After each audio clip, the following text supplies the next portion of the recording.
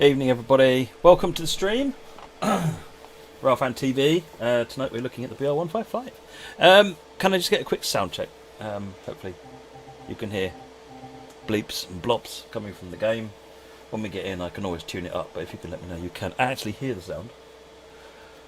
All good, man, says Bad Guy. Thank you very much. Right, we're running the BR155 tonight. I'm going to be running it on the Rules Ignored line, newly added to the Preserved collection.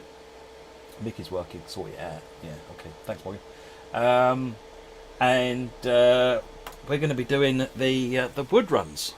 So there's two runs in the day, one in the morning, one in the one super early morning, one sort of mid morning, where you run from Hagen to Ball and back, taking I think empties out and loaded back, or the other way around. Right, run this train with logs over to Ball Yard, where it can be processed at the lumber plant. So there we go. That answers that question then. Right.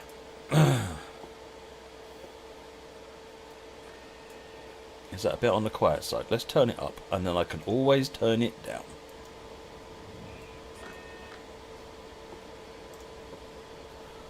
Okay, before we get started, we need to do the business. Turn the lights on so we can see what we're doing. CFA needs to be on. PZB needs to be in U. And PZB needs to be on. Right. I believe we're all good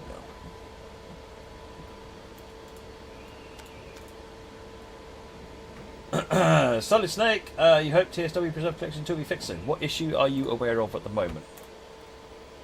Okay, we need that turned on. We need that turned on. We need the gauge lights on. And we need those lights on. Right, all lights are on. Except the ones that everybody else needs me to show. That's got the front lights on. Let us get the... where is it? Cooling flans. Cooling flans? Yes, everyone needs a cooling cherry flan. I'm going to turn the traction force selector down to get started. And turn the Drake collector on. Right, I think we've actually got this train in ready to go now. Let's open the door, the window, so that we can... Right, am I getting drowned out now? How's the sound? The easiest thing to do is to say, Moggy, are you happy now? If he is, then I'm getting drowned out. Looking forwards. Check on the map. And we are going forwards to there. Sound is a touch high, so I'm happy. Good. I'll turn it down.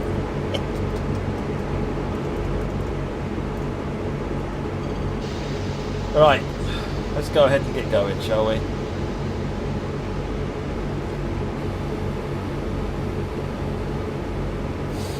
Brake cylinders coming off. Away we go.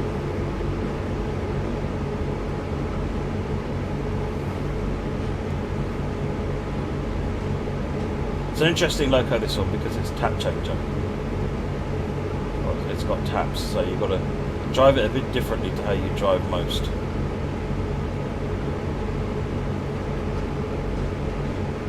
Right. Get a bit more speed. Get to our waypoint in 300 meters.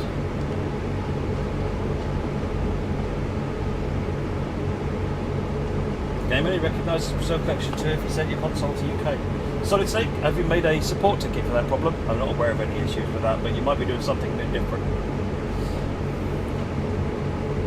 You shouldn't really need to be changing your country code. That's where we are stopping.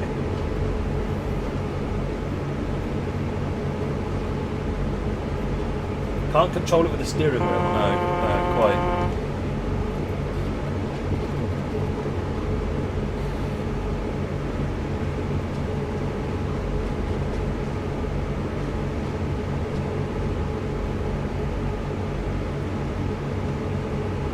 Right, let's stop at this marker.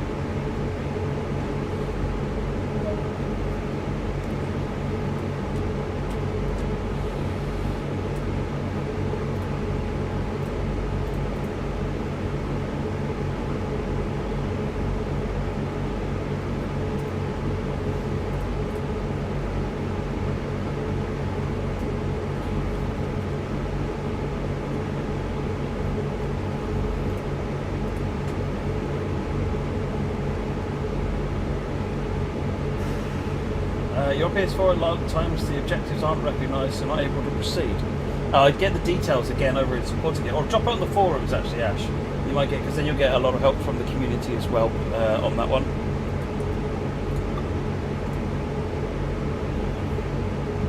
Cool, we've got a light to proceed.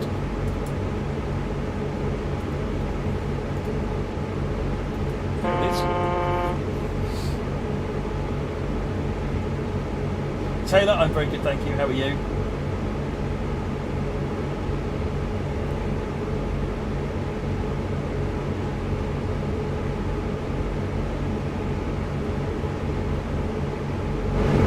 Right, let's see where we're going.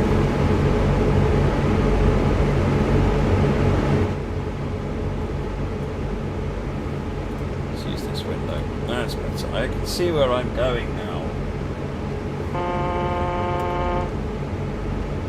There's no plans to bring exterior to consoles at this point, Alex.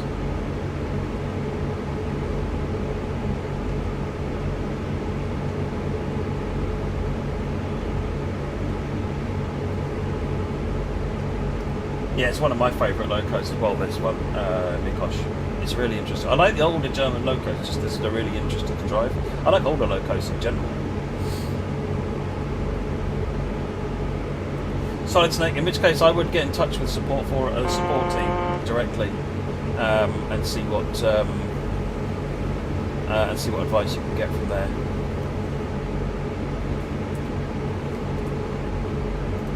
Alright, little trick, use the shadows when you're backing up. That's where the other couple of wagons are ending. This is where the end of my train is, so even though I can't see the wagons, I can see the shadow.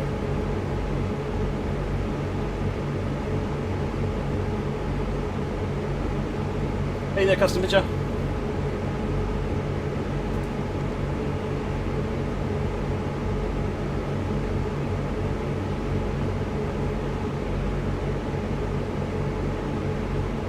Buffer up any second now. There you go. Put the brakes on. Back in the cab.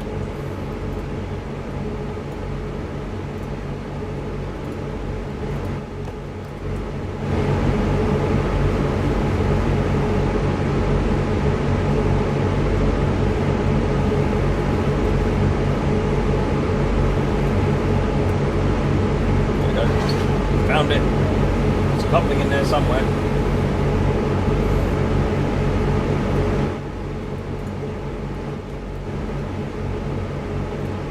Hey Tordek! It's not raining, at least. I did think about making it raining. But I thought, nah, Tordek won't know that. Alright, we are now off to Ball.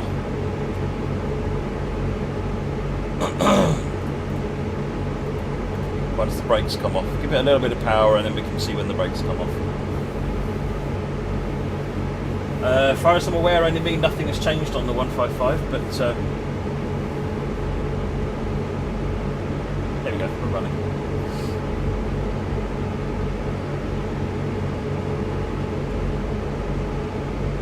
It's always a pretty powerful loco, but it's probably one of the more powerful ones in the game.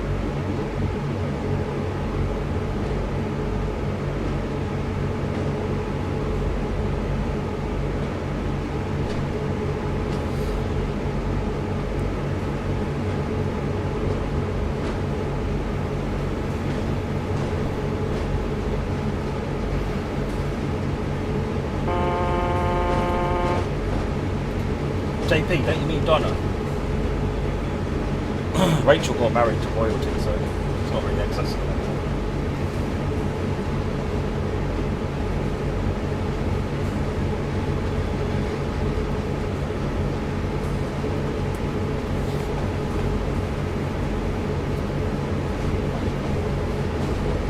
Good evening, Selnick.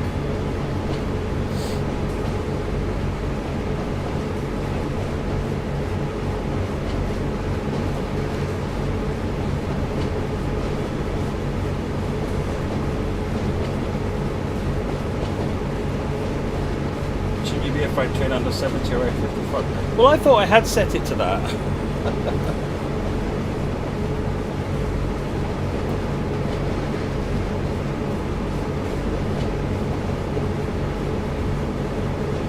We'll see what happens when I reserve when it comes out of monitoring.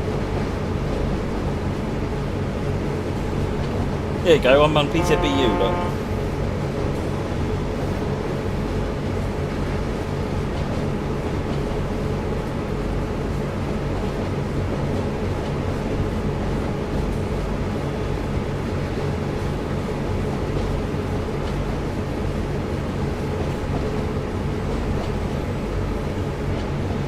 Right, follows this one.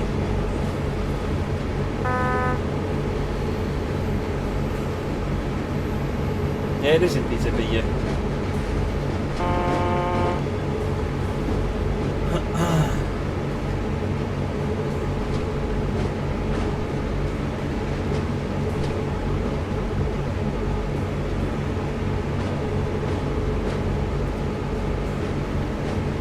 How's everyone getting on with the reserve preserve collection now that it's operational for you?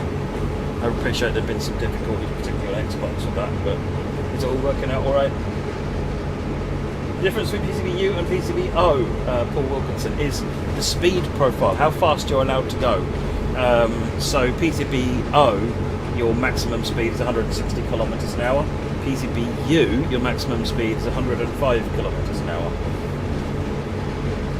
There's also other dim impacts about what speed you have to slow down to when you activate, when you get 1000 hertz and things like that. But fundamentally, it's about how fast you can go.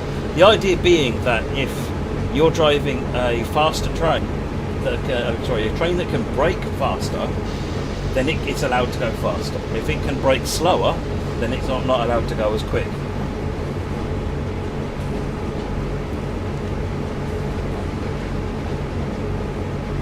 And have you raised a support ticket? If you've got collector's edition content you can't access, if you raise a support ticket, I believe they can help you with that.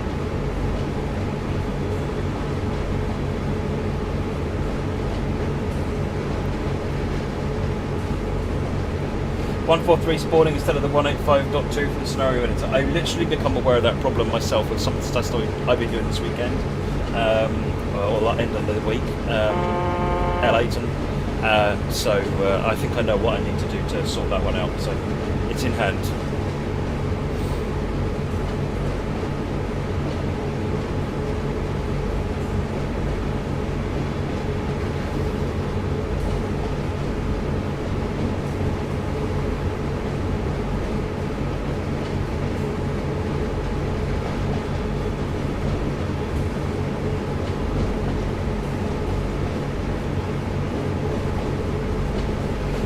Kevin Simon, what's the issue specifically? Is that around it's something like is it in the morning, 7 o'clock in the morning-ish, that one? I'm aware of an issue the engineering team have been working on this week actually, where on East Coastway there's an AI train that spads on a signal just outside Brighton, and that ends the session. So there's a test fix gone in for that at the moment to see if that resolves it.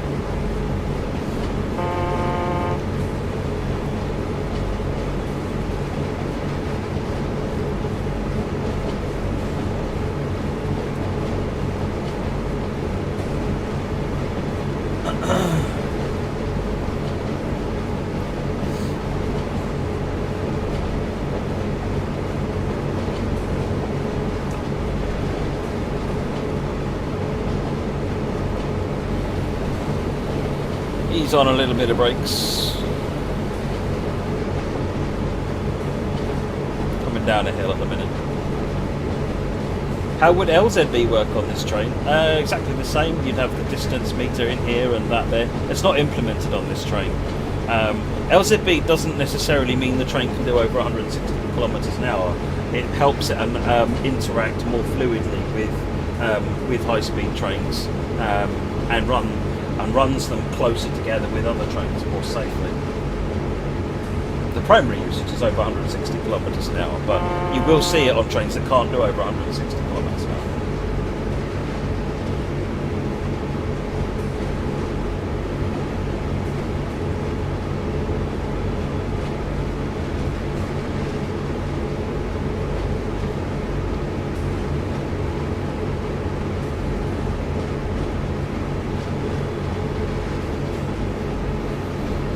Right, got another advance warning of us reduce speeds. Acknowledge that.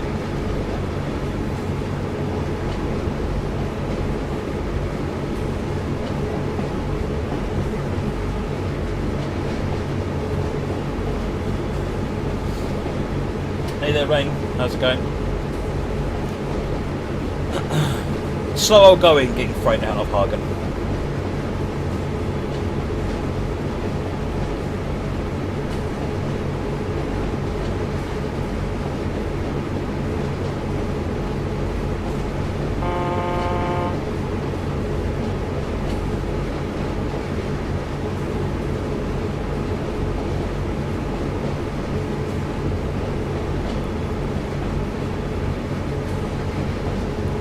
Bring it up to 40.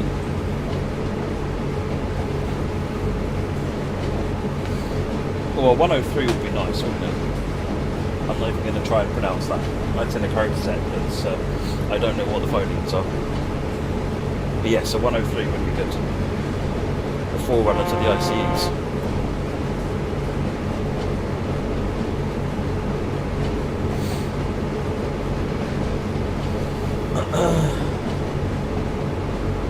He's very slow after playing with the IC. I imagine it would be Red Leader, yeah.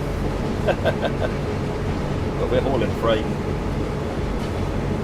I'm going slow because of PZB control. Well, these signals are telling me a limit of 40 kilometres an hour anyway.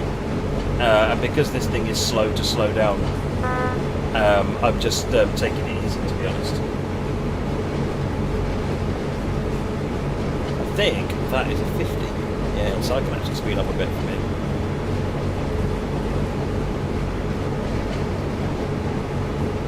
Plus, now that we're rolling, let me bring the tractive force selector up to 100.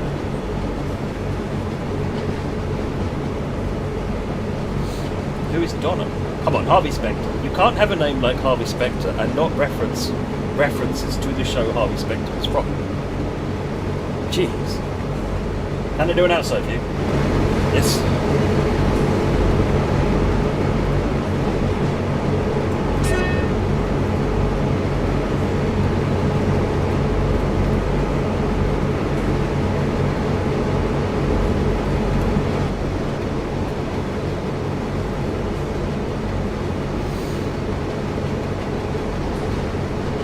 Is it on the wrong pantograph? Oh well. I usually have it on the wrong pantograph.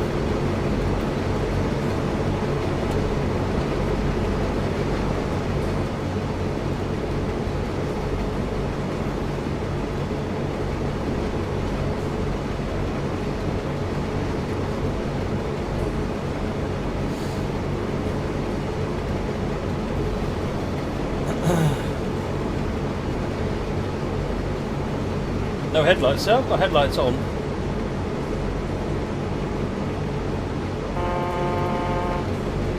I've got the technology.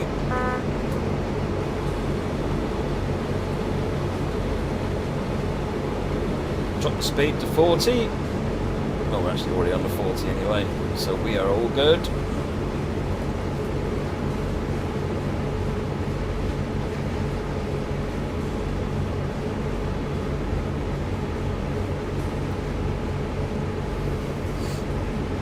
Why is it the wrong pantograph, baby kid? Because I'm using the rear, and normally they put the front one up away from the load.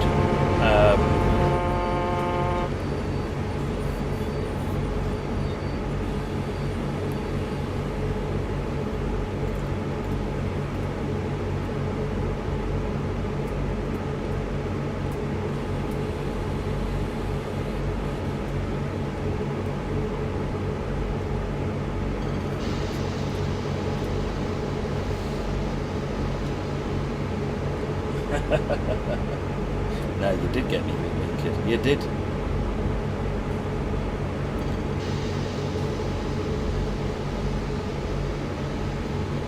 I think it's because of the time of day. It's saying the bottom. I think they are. I've seen them better than this before. So, Red Scavenger, the HUD doesn't understand signal speeds at this point. something I want to get looked at some point, but at this point the HUD does not understand signal speeds, so the HUD is only telling you the track speed.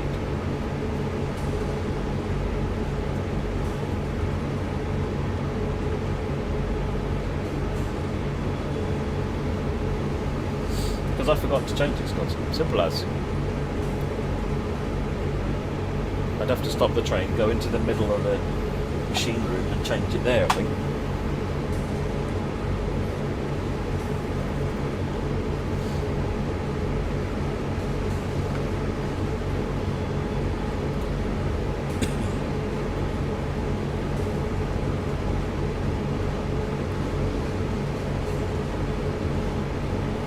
Why are you saying the electric brake is on? The electric brake isn't on, Xenotron.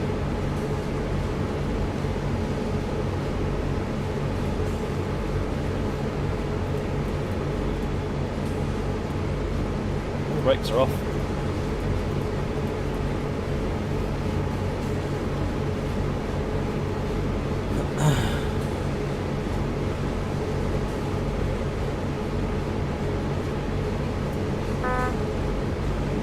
I'm in restricted monitoring, Ralph, because I stopped. Because someone had me looking at pantographs instead of watching what I was doing.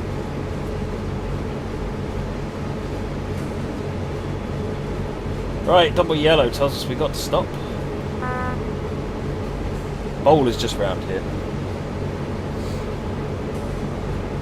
55 wouldn't blink until 1000 hertz completes, I think, and we're on the last bit of the 1000 hertz between that and the 1000 meters, I think, something like that. There you go. Now it's blinking.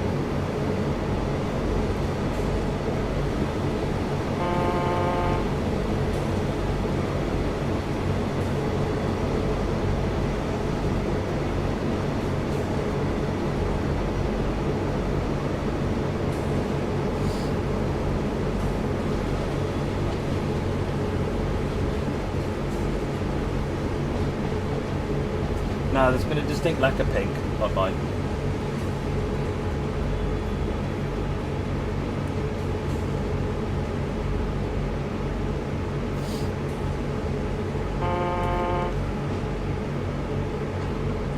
What's this thing got all upset about now?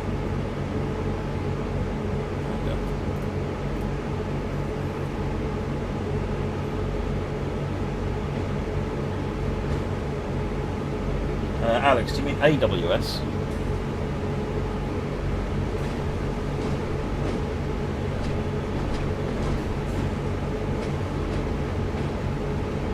Right, rolling into the yard. This is where we drop the wagons off.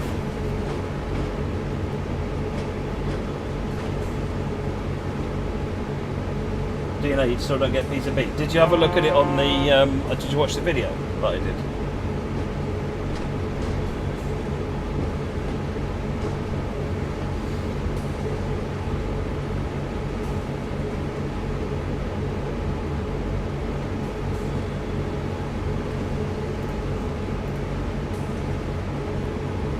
Oh, that one, yeah, it's on 50. Just whenever I use it, it'll apply e-brake as well.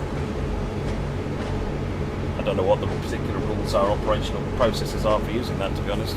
That's not actually what the e-brake is, the electric brake is doing. That's how much it will apply as a blended brake when I apply the main brakes.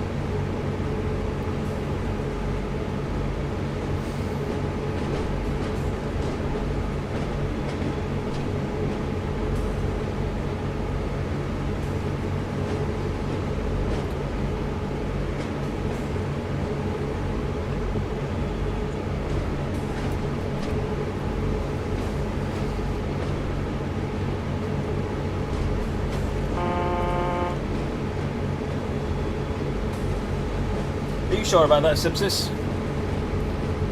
think you'll find it does, but it doesn't have independent control over the electric brake. It's all done blended.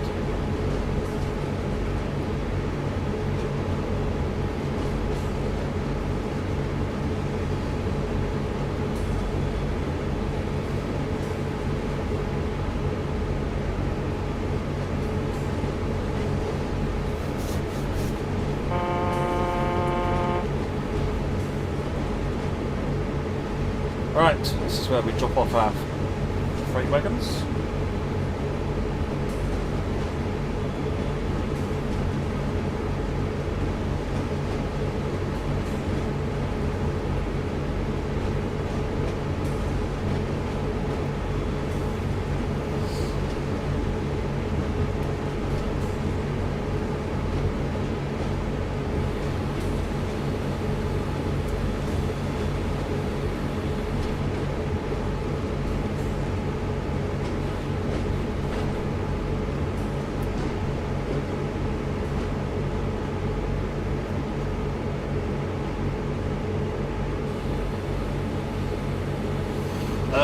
Will the locomotives and wagons from Rosie Ignored be selectable on the cold route?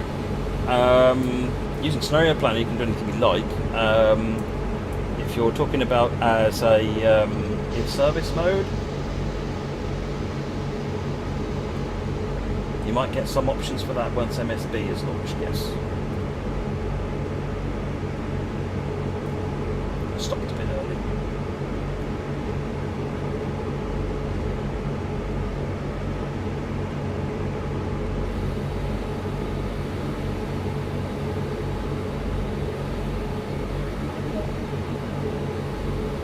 Right, let's make sure we've got some brake on the locomotive.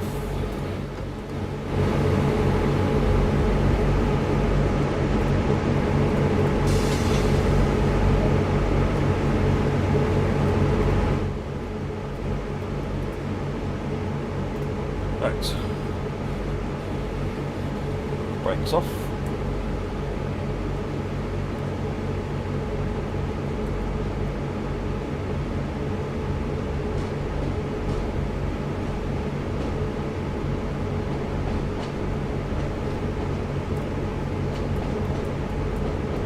Cool. Let's go down to this road down here.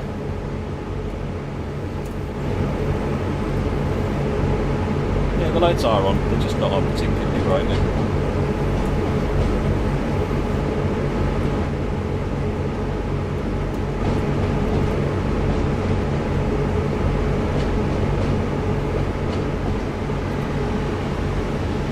Guess I probably should have put the red lights on the back though.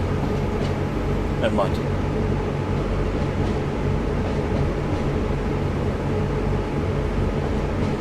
Yeah, I think we're aware of that one, and I'm possibly even got a fix for that one in testering at the moment, Kevin.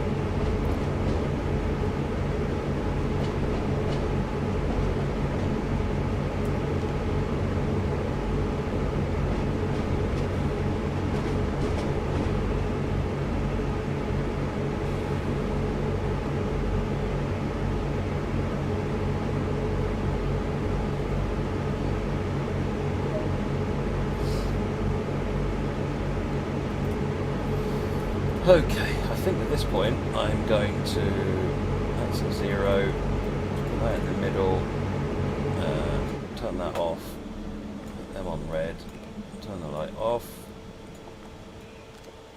that on 0, click that one off, and turn these off. Right, and we need to make sure that is in off, and that is in off. Right, I believe that we can now change it.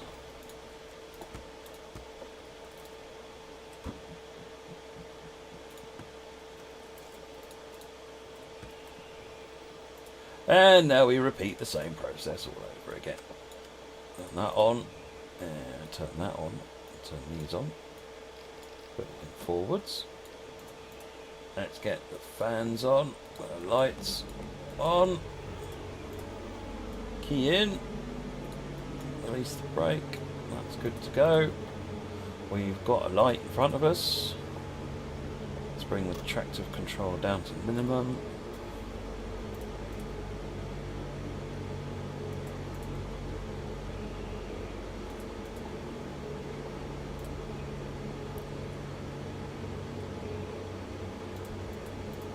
Well, I forgot. That in release. No. I've keyed in. That's in running. That's off. Brakes aren't coming off though. means I've left them in the wrong place in the other side. If your PZB set up in one of the cabs, do you need to set up in the other? No, because PZB is set up here. This is where you set PZB up, so it's one setting for the train.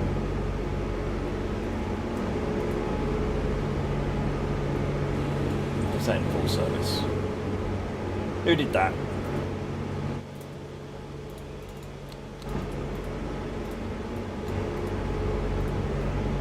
Right.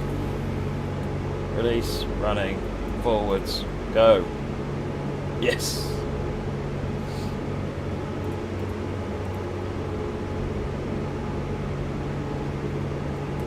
Right. Now we're coming all the way around the outside here and we're coming into this road here. Running around essentially.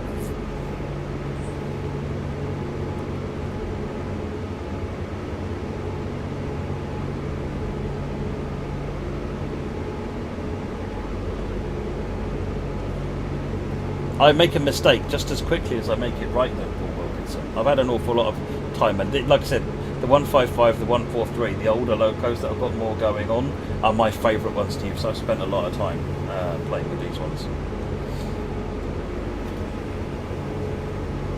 If there's a switch in each of the cabs, then you will need to, and I would recommend you turn it off in the cab you're not using, turn it on in the cab you are using.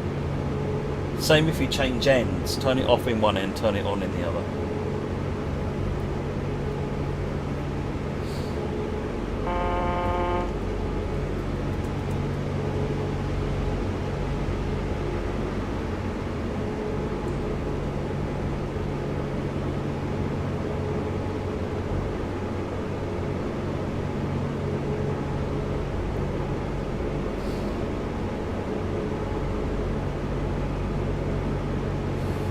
Tractive effort above 100%. For short periods, you can use it if you need more power to get up a gradient or something like that. But in reality, I think what you're doing there is you're overheating things, so you wouldn't use it for long.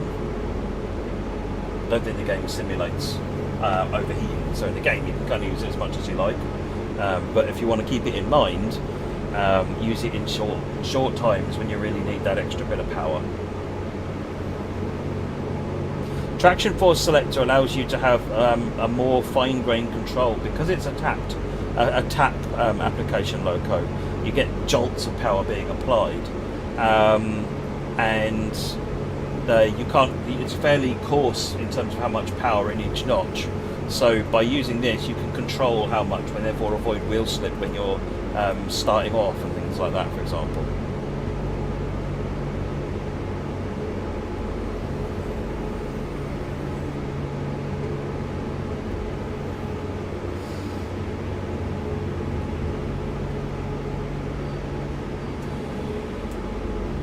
Red leader, remember to contact the signaller after you stop. Yes, because I'm coupling up to wagon, so I need to.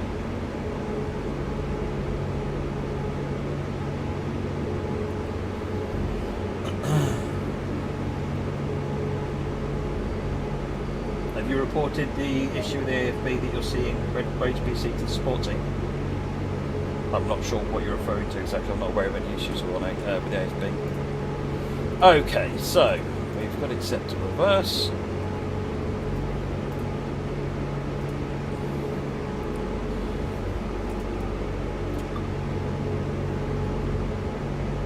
Got a light.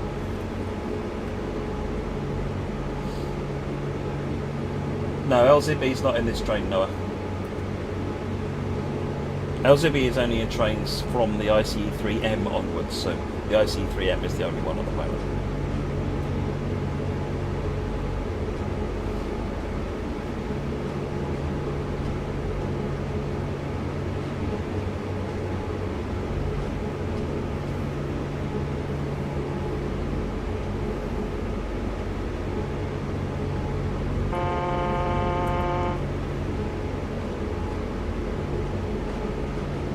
Past the red light, watching the street. Nice one, Alex.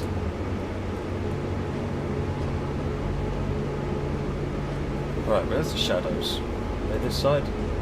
Yeah, there they are.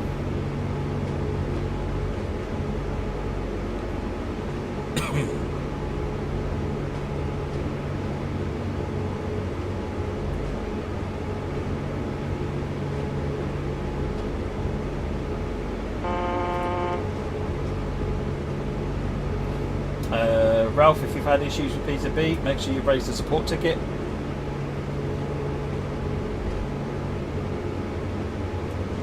Federico, LZB wasn't in the game when the BR182 was built.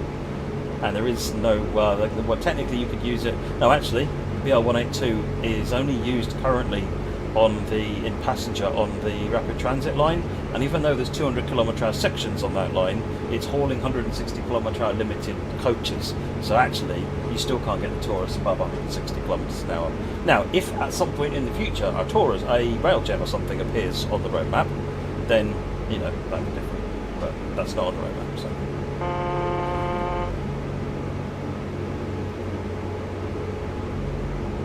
Brunch. Oh, hello.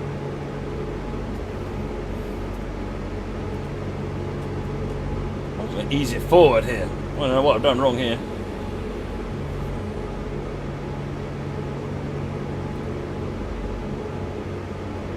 That's better. We hit that a bit hard, I think.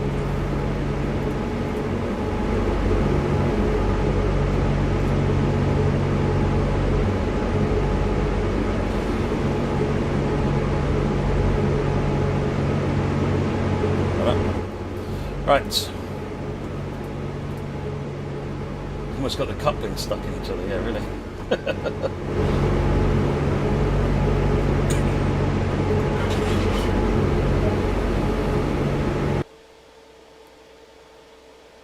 Good. Let's get on with the next one. 8 o'clock. 10-minute wait. Almost into off the rails mode, yeah, absolutely.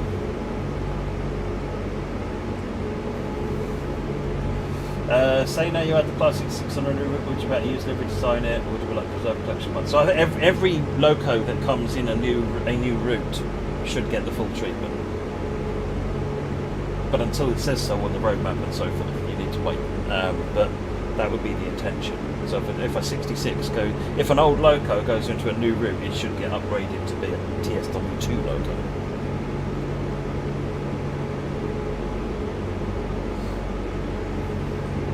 Yeah, big mounts, Josh. What are the real life rules for driving backwards versus switching up? Every country's different, Thelonious. I think in America they just get on with it, and because somebody else is guiding them over the radio. I think in the UK you pretty much always have to drive in the leading cab. But again, it gets it down to whether or not there's someone in the radio supporting you. If there's someone supporting you, they can be your eyes. But yeah, I think it's different depending on down to the potentially even the railroad.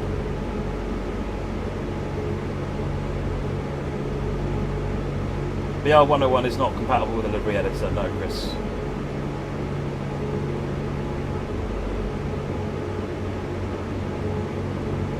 Well, the new controls get mapped to reserve collection trains, Benji. If you mean the new immersion controls, they already work with it. They just don't work with it in scenarios and tutorials. If you're doing it on service mode, then it will work. So if you go into any service mode on the preserve collection, immersion controls will work. You can actually override it. If you go into a scenario, it'll force you into legacy mode. If you then press escape and you can then manually change it back to immersion mode, what you have to be aware of then is that it might tell you to press certain buttons and they will be the wrong buttons because it's expecting you in a different control mode.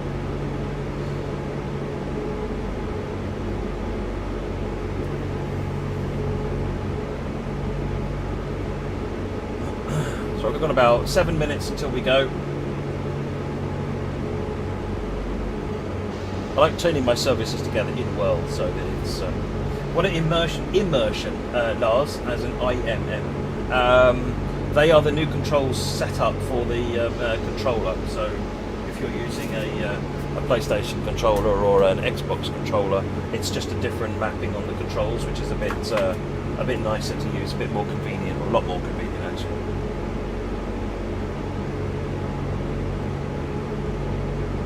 What are the max cars you can hook up? I've seen people in the community make a 200 and something car train. In Sampad's grade, the longest train I think is 50. The game doesn't limit how many wagons that you hook behind a locomotive. Physics will have something to say about it in terms of you might not be able to get it moving. and your frame rate might have something to say about it, but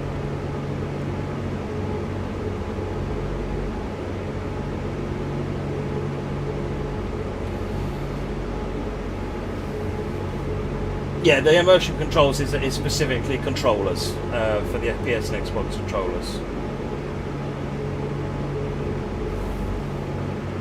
Have a drink while we're waiting. Is everyone, who's got the 155? And what's your favourite out of the German freight hauling locomotives? Is the 155, so the 182 hauling freight, the 185.2, or the 185.5? Now that's not on TSW2 yet, but it's coming with the Rhino roster.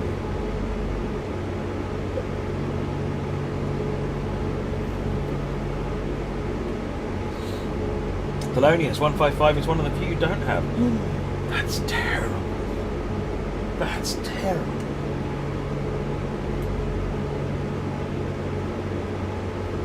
Alex, you like the 182? 182 is quite fun, isn't it?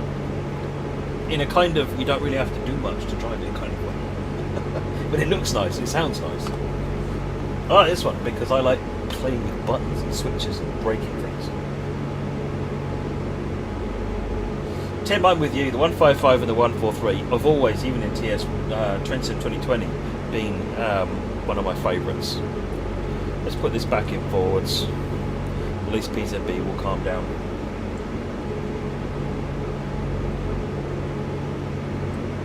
The Trax is the 146 or the 185 Lars. Hello, wrong end. See, we've got the Pantograph at this end now.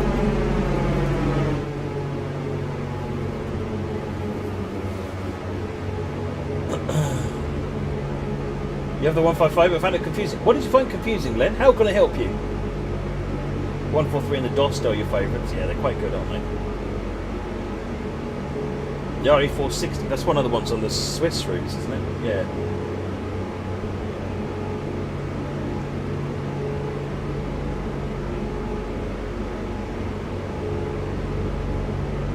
Yeah, I thought I'd have it pointing up for a change, Moggy. I know. Josh has every single German thing so well stocked up. Good, good, good.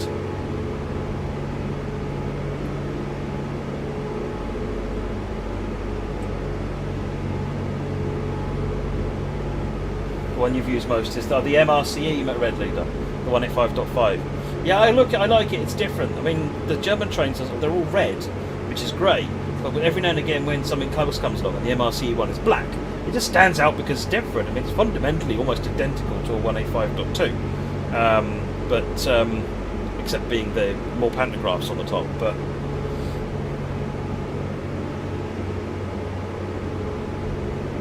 Aidan, why do these extremes exist? No one wants to watch you drive a train. Well, go buy them.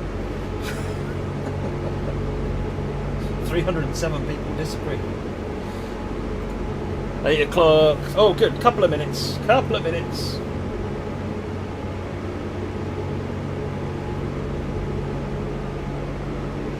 Can you use a brake test? I have no idea how to do a brake test on this thing, so I'm not going to do it in case I break it.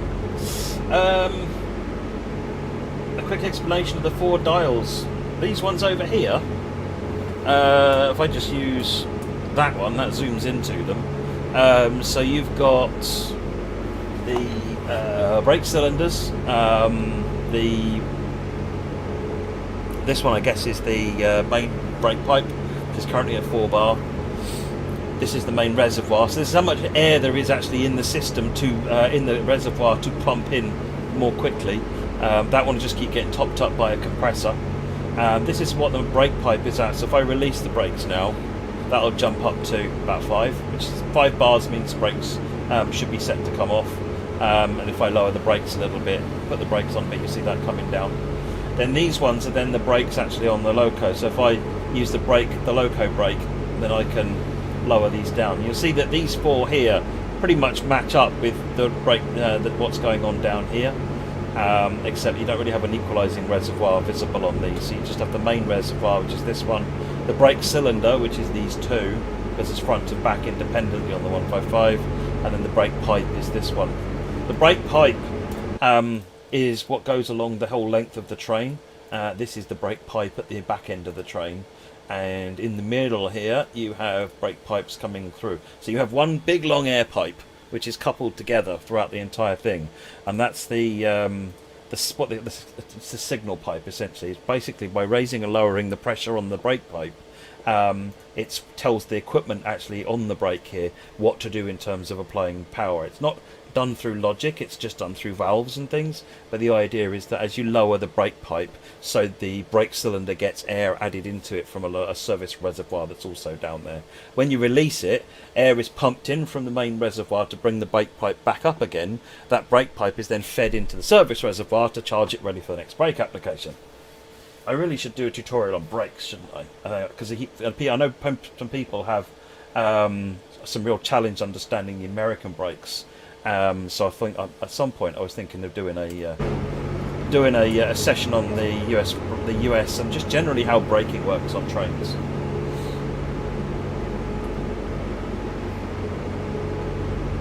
Three and a half minutes late, arriving in Saltburn because of watching the stream. That's just excuses, Amy. It's just excuses. The red button means fun. The red button means end of fun.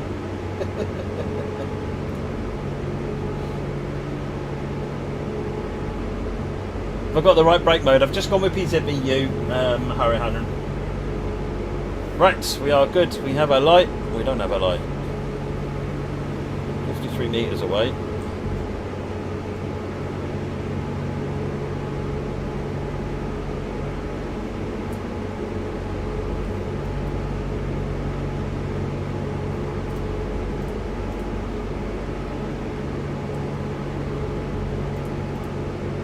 There we go, we've got a light now. We're good. Well, I did put PZB in U position. I generally default to having brakes in U. If I am not 100% positive I'm good for PZBM, I go with PZBU. And given that this train is never going to get any speed, it doesn't really matter.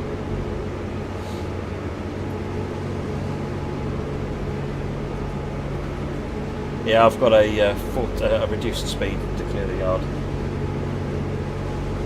Do modern trains have electro-pneumatic brakes? So different trains have different braking systems. So generally passenger trains have the benefit of EP brakes, unless you've got something like an HST, the Class 43 high-speed train, which is EP brakes for the two end cars and traditional air brakes for the passenger for the coaches.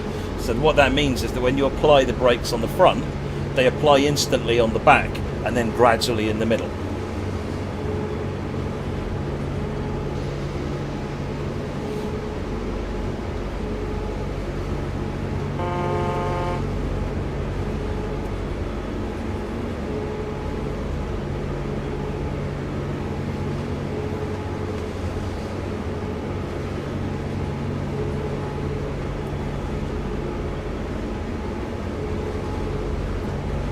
I'm not aware of any freight trains that have EP brakes though.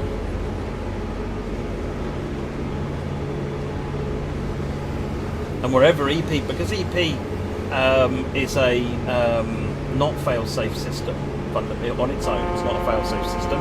If the EP system stops working, you lose brakes on anywhere but your own local vehicle. Which means whenever they put EP on a system, they have to back it up with traditional air brakes as well.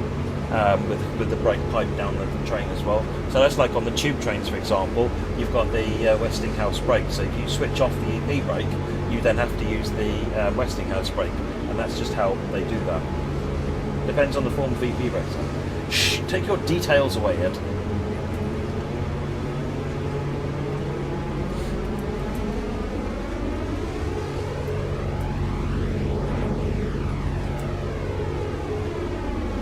Speed up a little bit. This is another 40. Expect slow. Got to acknowledge this one.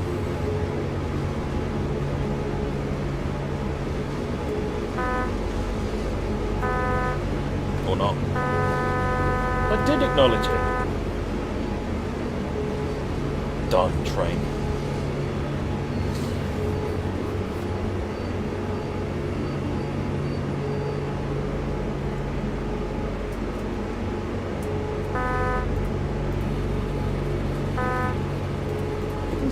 Buttons work.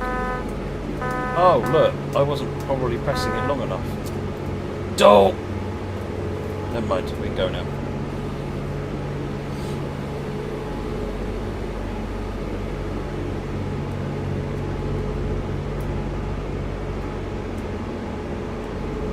That's it, power coming on.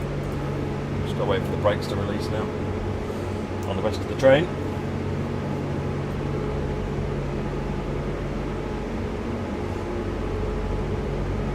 PZB hurts indeed, Professor Kryptonius. PZB hurts.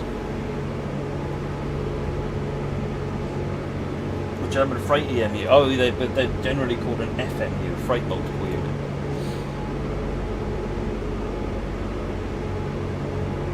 We're rolling.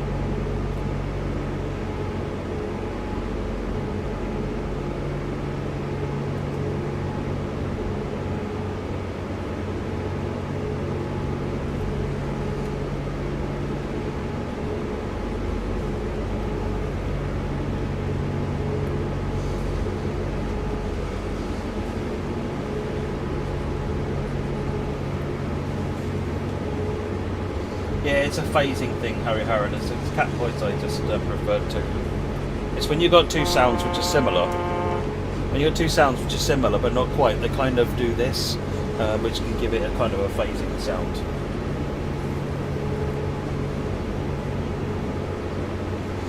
How do you recover from PZB stop? As I just did, once the train has stopped, apply the brakes, press the PZB. I usually press PZB end, PZB free.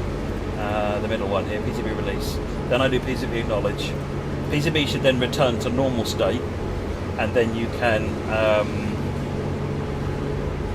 Oops, I almost blew the 25 kilometers an hour limit. Then you can. Then you should be able to release the brakes. You will need to wait because it was an emergency application, so everything needs recharging along the entire length of the train, and then you should be able to go. So generally, what happens is I'll press end, page down. I'll release the brakes, put it on notch 1 or notch 2, and just wait. And there's enough power on there then that once the brakes are off, it will just move off on its own.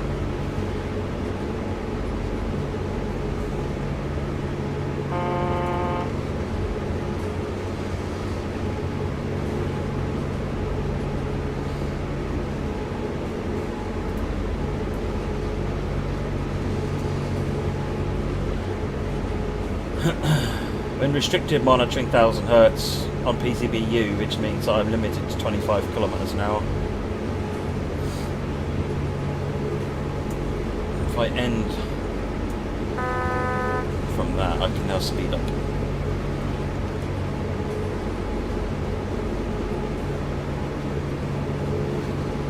How come there weren't any freight services added to Colnack route when this was released? There is no freight trains in the pack, Bronskier. However, once MSB and or Rheinrohr-Osten is available on the Preserved Collection, they both contribute new freight services to that route because they've got freight trains in the pack.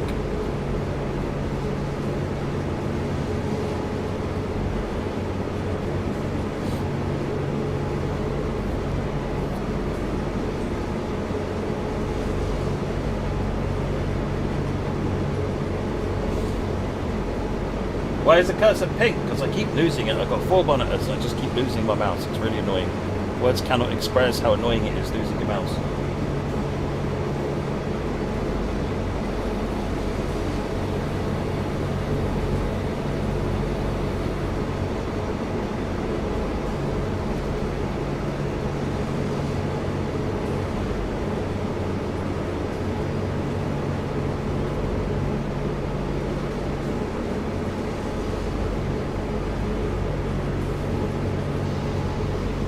No, the 2 packs that contribute new services are the bronze gear, are the main Spezarbahn, which adds RE1 Dosto services and the majority of the freight services, and then Rheinrohr-Osten adds S-Bahn services using the BR422, and it adds freight services using the 185.5 and the container.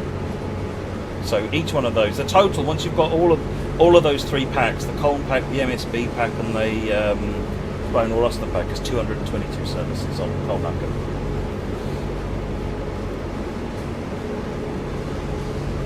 Probably about half of which is S-Bahn, to be fair.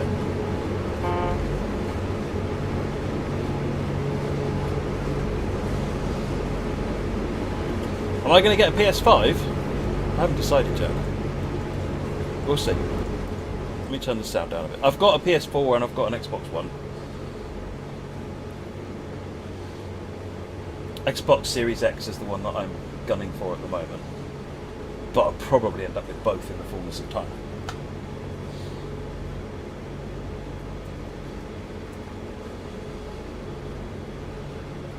What kind of freight services? They're pretty much just end-to-end runs, Red Leader, using a combination of the mixed freight variations on main specifier and the containers from Ryan Royal Austin.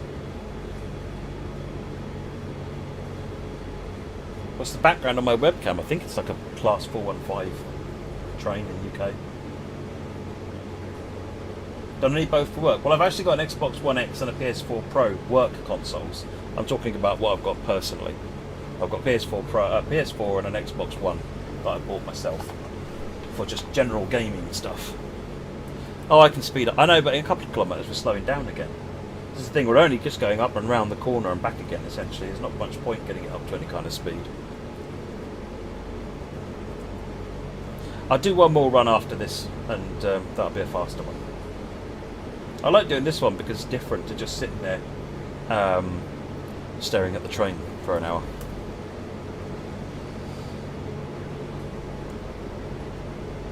How was my holiday, Alex? I played lots of virtual reality games.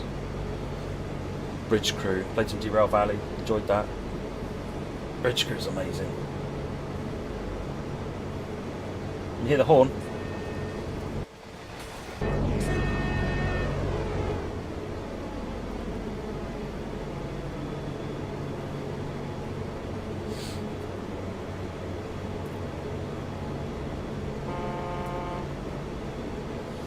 What's my favourite CSX locomotive? I haven't really got a favourite of the American locos. I generally like smaller locos like GPs and switchers, things like that, rather than the big things like ES44s and the likes. Although that said, I do quite like the SD70s. Yeah, I've got Arizona Sunshine as well, Kevin. I find that whenever I have to reload the gun, I put my hand down and then I accidentally press the button which releases the gun, so I don't have it anymore. So I go to reload, bring up, and I've got no gun anymore. I got so frustrated. Did I wear my Captain Kirkwood for Bridge Crew? No, I just kept the Picard look, to be fair. Baked bean kids. It works.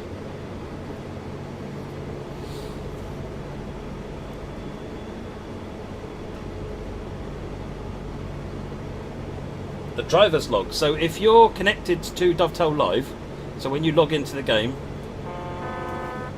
make sure that I definitely acknowledge that. What is wrong with this?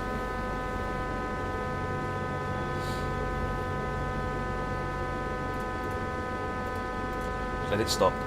Right, this was so I can show you how to do a restart. Right, so having stopped, we apply the train, apply the brakes, we then do that one, do that one. Right, it's now cleared PZB, which means now I can release the brakes, give it a couple of notches of power, and we just wait.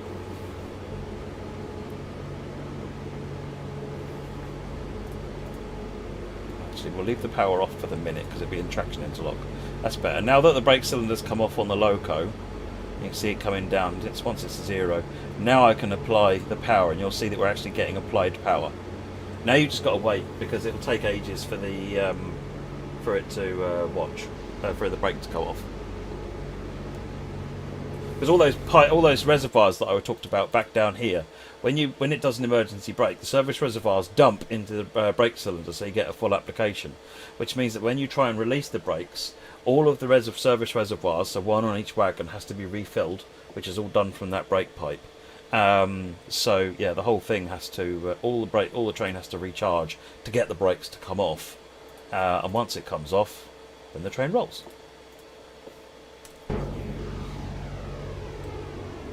What's the driver's log in the roadmap? That's not really. That's there now. It's just being improved. It's actually launched on release day for the game.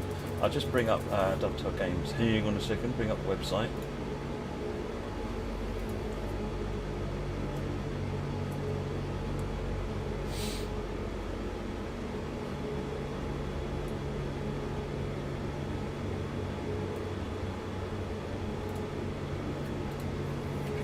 you. Right, so if you go to the Dovetail website and log in as the same account that you logged in with the game, click Profile. Under Beta, you've got Driver's Logbook, and then it records the journeys that you're doing. And if you finish the journey, it'll actually give you the graph from your debrief screen and other information from the journeys. This was a Bakerloo one that I did. So it's recording this information if you're logged into Dovetail Live. So that's there right now. You can play with that right now. It's pretty cool. If you've got any feedback on it, make sure you drop it on the beta forum.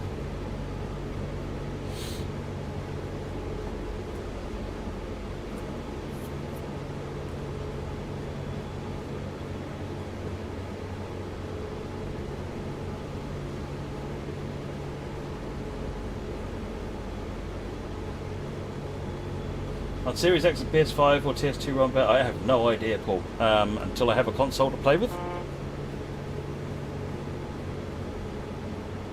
How good will TS 2021 be?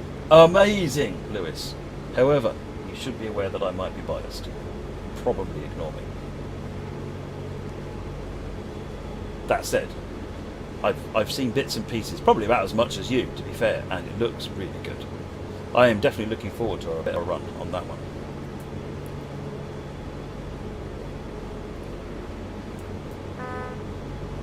Released from monitoring. Will you be able to preserve collection trains in the livery editor? No.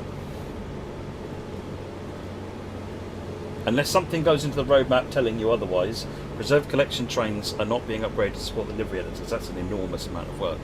The routes are being updated and the trains are being updated to allow them to work with the scenario planner, but not into the livery editor. Now that doesn't mean they'll never be done, but it means that at this point no one is doing that. That is not on the plan.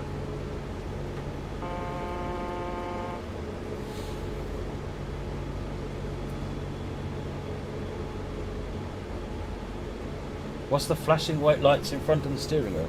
These ones, these ones that were flashing here, this is all the PZB lights. These are the safety systems, because I keep doing it wrong. I don't know quite what I'm doing wrong today, but...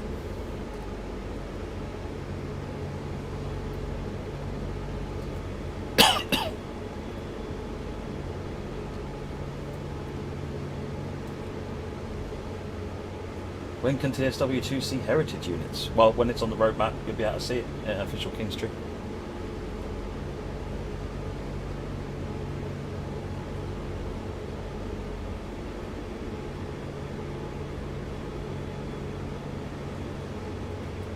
I don't think the BR182, other than the Railjet perhaps, not 4K, I don't think it does really run any coaching stock that would run at that kind of speed.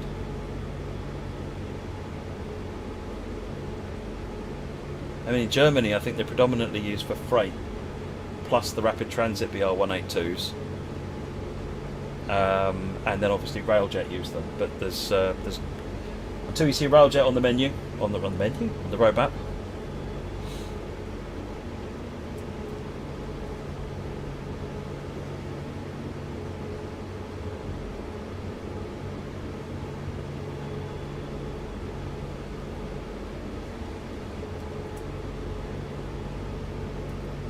Steam trains for Train Sim Mod 2. Agreed.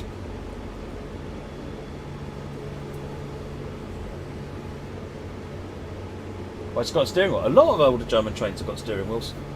It's because you want to have 30 notches, and 30 notches in a linear line is actually really difficult to control very well. But if you put it around in a circle, it's very easy to control. So that's why they do that this way.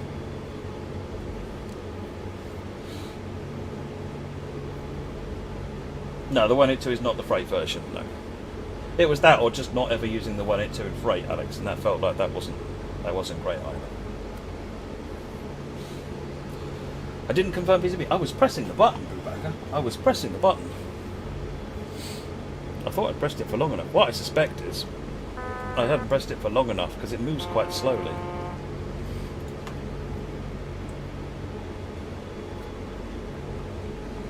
BR182 is known as the musical train, Harry Harron.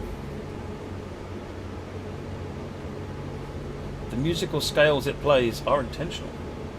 It's to do with the way the traction motors work. Just realised I should probably stop here before I get to the light.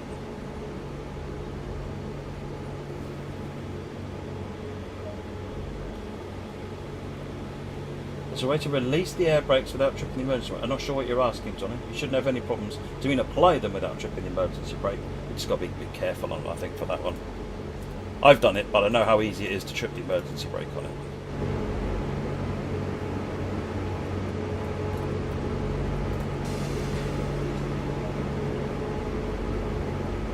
Right, let's pull forward.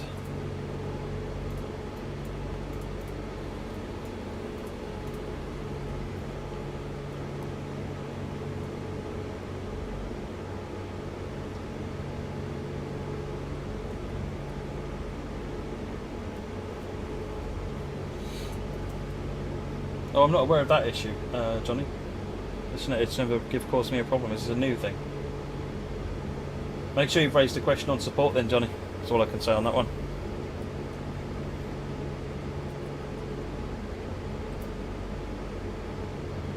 Half a click down the yard. This yard is enormous. So it's Hagen Yard starts here. Goes all the way down. This is Hagen Station. I think it's about 2-3 kilometres of it. What else we do? I thought I'd do one more scenario, or service, sorry, with this one, Joshua, using the Volkswagens, the coal ones that it comes with.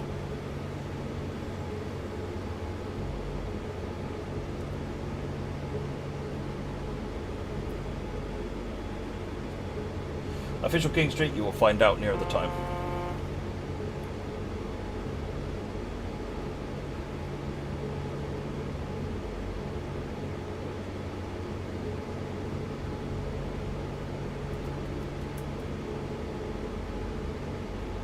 Big red shoebox bait Mickey, but its nickname is the electric container because it basically looks like an electric container.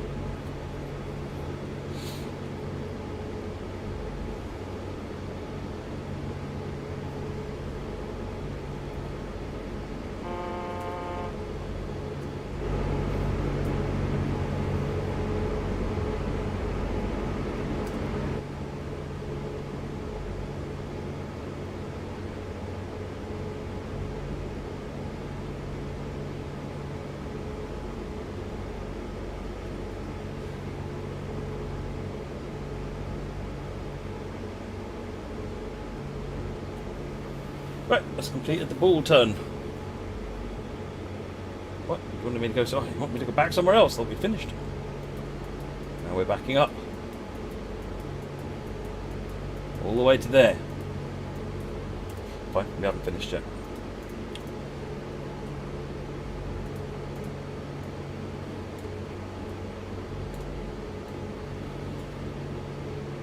That's off, that's off, that's off.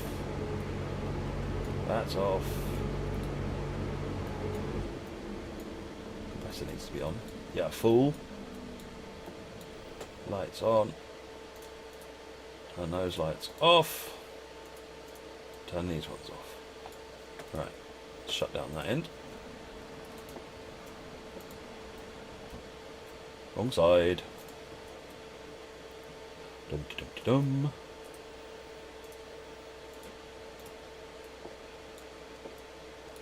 That one on. That one on. Headlights back on.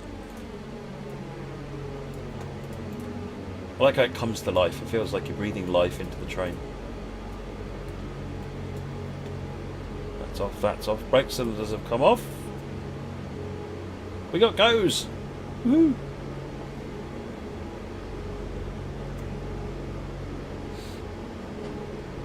Now the toaster, Kyle, is the AEM7 in the US.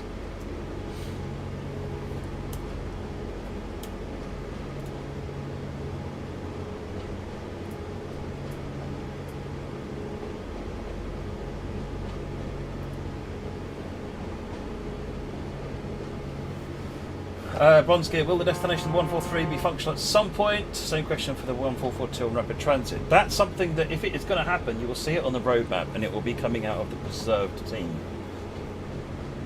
So Adam's team, been introduced to recently. That would be a thing that they would do if that's on their roadmap to do. I don't know if it is.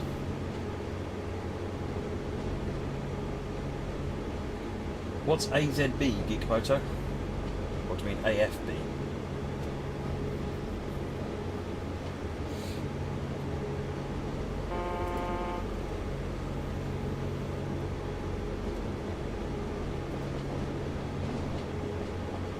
AFB. What trains are you referring to specifically, Geekmoto? There shouldn't be any particular changes, no.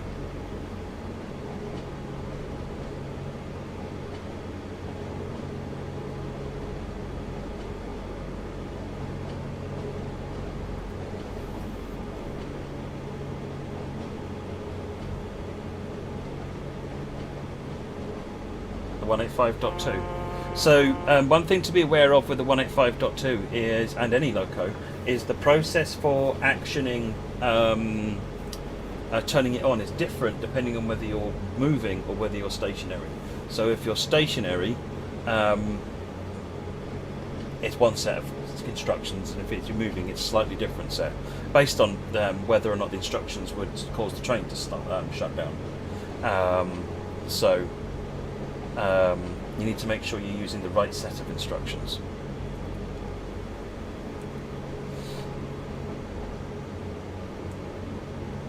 What is the challenge you're seeing specifically on the AFB?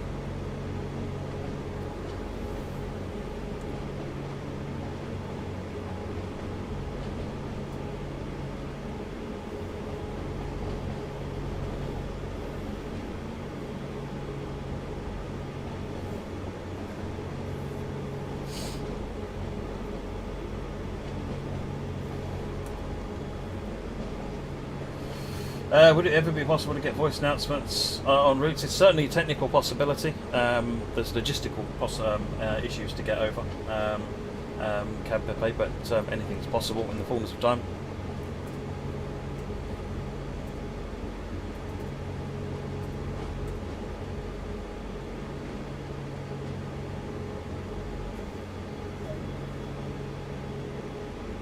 Can you alter the CFA button like to a joystick axis or brake pedal? So if you use like something like that's a tool called like joystick keys, and make it so that pressing down on your accelerator paddle or something like that operates a backing up. Oh, I see. We're putting the train back where we started. Let's just reverse it. Then just map it to the Q key and it'll work fine. Yeah, joystick key is quite been used by a number of the community for that. There's no in-game support for joystick interfaces at this point. That's something that will hopefully be coming as part of the rail driver stuff that's been talked about. Daemoniac, you haven't played this route yet on Train Sim World 1. Would you recommend if I do it on Taste of Video? I like Royal Signal, it has to be said. If you haven't played it, you're missing out. Of course, if you don't like German routes, then that's probably not going to work in your favour. If you do like German routes, there's no reason why you wouldn't like this one.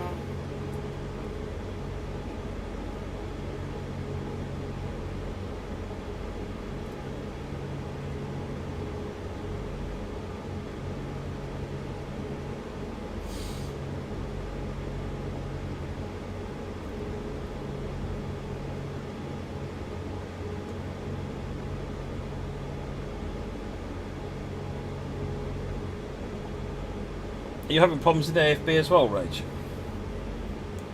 Is this on the... Give me an example of a service and I'll run it right now. I'll show you how to do AFB.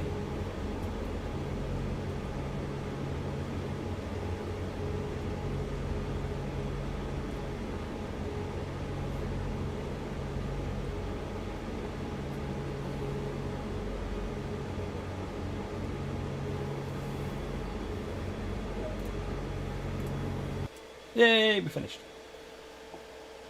German routes are made to do your head in, Baked Bean Kid, with extra shunting. I only got a silver. What? I was robbed. How was my holiday, Sidan? It was very good, thank you very much. Lots of virtual reality games played. Gone sort of into... I'm a VR addict now. I love it. Absolutely love it. My job was before, but... Right. So Joshua Cunningham, freight on the HRRs sometimes have like 10-minute wait at the red signal. That was intentional. I might not do it quite that badly next time I do it, but the intention was to make you feel like an absolute second-class citizen on the route, because freight doesn't normally run there. It's only ever used when bad things happening on the freight's main line, which is the line some miles to the north, which isn't part of that route. So in order to get freight on that route, it's kind of got to squeeze in and amongst everything else. So the idea was put the freight in there and then just let it filter in and squeeze in amongst all of the other services. So sometimes you do have a bit of a wait. I think in future when we do that, we might make it about 5 minutes rather than 10. 10 minutes is probably a bit long, but that's why. Let me go back to... let me just quickly put it on the pause screen.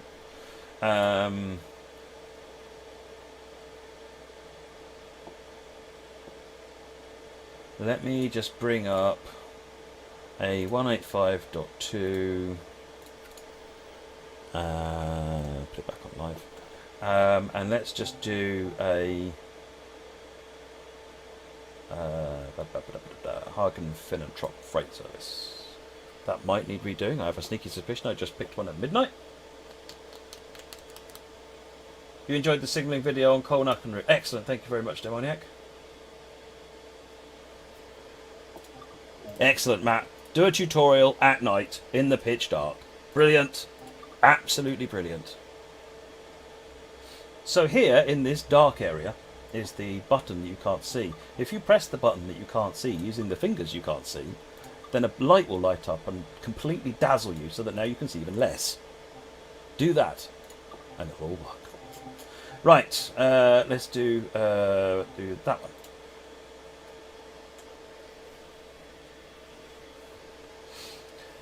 Sit down. Are they planned for freight on Colnacken? Yes, when Main Spessartbarn and Ryan Raw Ruston come along into Preserve Collection, each of those contributes freight onto the route. Each of them.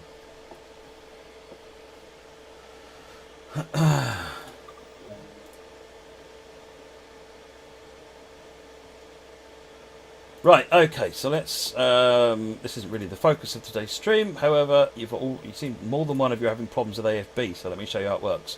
If you are stationary, then you activate AFB before you even get going by making sure that's at 0, and then you use the AFB switch, which is that one here. Right, you'll notice that the blue light, the blue bar has appeared down here. You can toggle that with Control R. Ooh, or I can stand up if you press the wrong button. Control R will toggle it on and off if you've got a keyboard. Or it's that button just there. So, with that on there, now if I move the AFB lever, you'll see that the target AFB comes up. So if I now apply some power,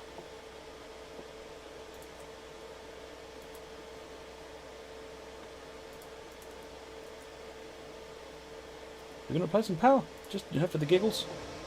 Why are you not going anywhere? What have I done wrong?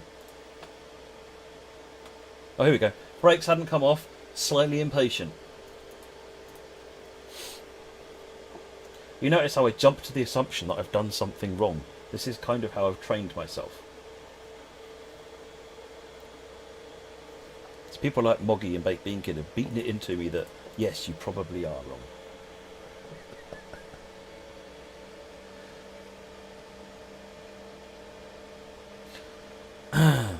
Right, so I've set the AFB to 40. What I'll do is I'll just prove AFB is all working, and then what I'll do is I'll shut down AFB and re-enable it while we're rolling. So, does that much make sense? For those of you that aren't having problems activating AFB, does what I've done so far make sense to you? You can see how I've got AFB up and running, and it's working.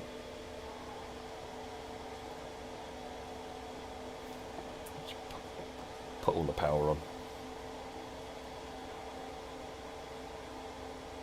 Right, we'll get speed increase shortly. Oh no, we won't. We've got signals and stuff coming up to confound. What's the problem when slowing down, Rage?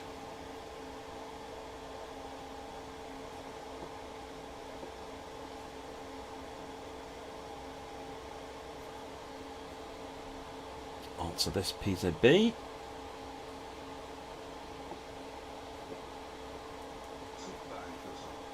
Oh, I've not got PZB turned on. Fail on me.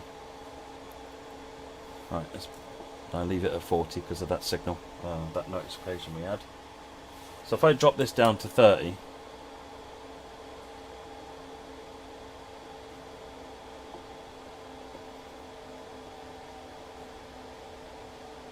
seems to be working fine. Rage, what am I expecting?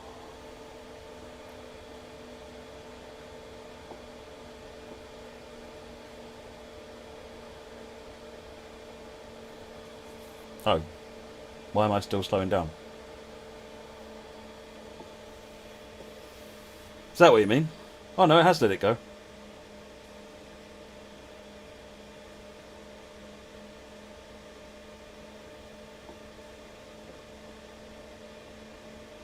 So it just overbraked. It's not taking into account the delay on releasing the air brakes, I think, is what's happening there.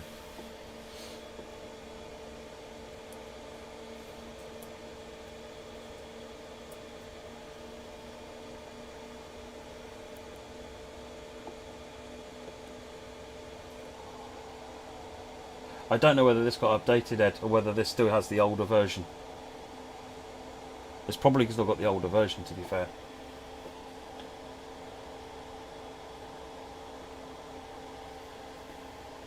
What locomotive is it, AMX?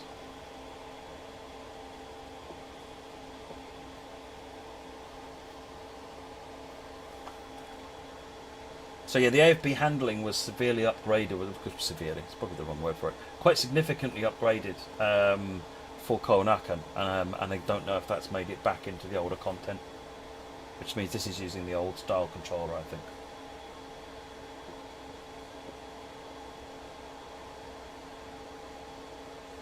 Yeah, it might not be air brakes. It might just be because it's the old style controller, Lars. Yeah, it's just using e-brakes. It's not using the air brakes at all. So it's not air brake like. It's just bad maths.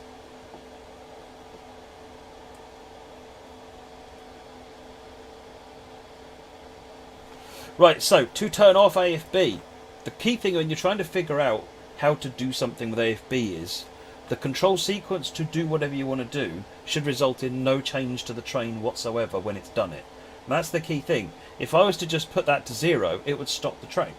Or try and stop the train. So you don't want to do that first. But if I do that, nothing really major happens with the train. So that's a good move.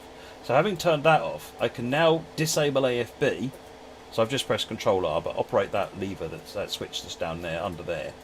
You'll notice the blue marker's gone. Now I've turned AFB off, I can now turn that to 0, and I can apply the power, and we're back to just driving as a normal train. So let's get a little bit more speed up.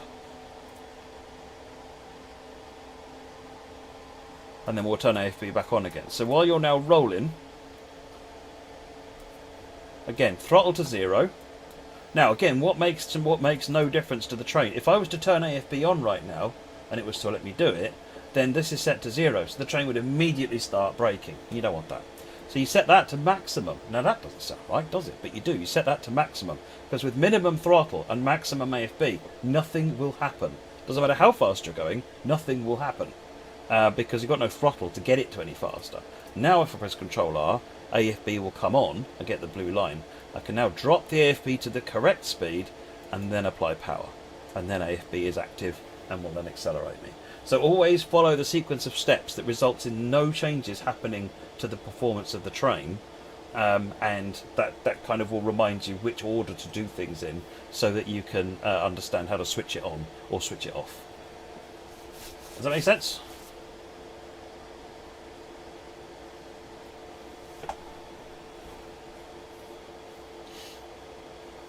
Right, let us go back. Let's just do a bit more on a 155 and then we'll call it, I think. I'm supposed to be using the 155 tonight. But hopefully that's helped. Explore timetable. Bit of cloud. Long stream. I always go on and on and on. British Ace, you know me. I just don't know where to switch off. Let's do a... Let's go Finnentrop, Hagen. I can't remember which of the ones. A2... 8-1 empty coal. There we go. I want one of the coal ones. So I want a 8-1 service. On this loaded coal freight from Hagen to, let's do that one. No, let's do one the other way around. We've just done a bit of Hagen. We've done loads of stuff at Hagen. Let's do one the other way around. Crude store Hagen. Empty coal westbound.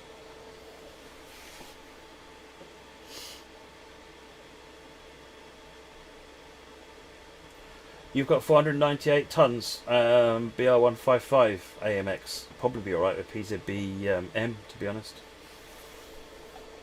But if you find that the braking is not, you're not comfortably able to slow down, then use PZB, switch to PZBU. Okay, let's do some madness. We need CIFA. We need. I'm gonna leave it on M actually. I think we'll be fine on M. This is an empty train. PZB turned on. Got the wrong pantograph. Everyone's going to shout at me if I don't fix that. Now, remind myself, where do I fix the pantograph? Battery isolation. That's compressor. CIFA. Okay, I don't remember where it's set. Oh, there we go. It's set on 2 at the moment. Let's set it to 1.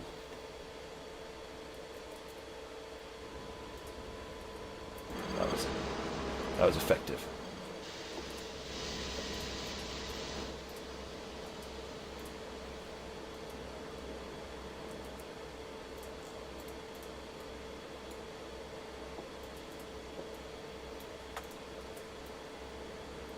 Did you put down the rear pantograph first? Where is the pantograph raise? I don't know which pantograph it is, because I'm looking at it. I guess I have to do the lower pantograph, raised pantograph thing. That's probably one of these, isn't it? Somewhere up here, let's turn the gauge lights on. Gauge lights, power supply, transformer, circuit breaker, pantograph. Down. Pantograph. Up. Yep, there we go. Now I've got both of them. Oh, I see. So I have to select it to the rear pantograph, lower it, select it to the front. God, make you work for your money on this train, don't they? Alright, now if I come in here and lower the pantograph, and then switch it to... Oh, actually, that's fine. I should now switch it to 1. And up. Got lowered pantograph. Choo-choo! Got the right side. Yes! Winning! Stunning demonstration of competence. Right. Headlights on. Traction blowers on.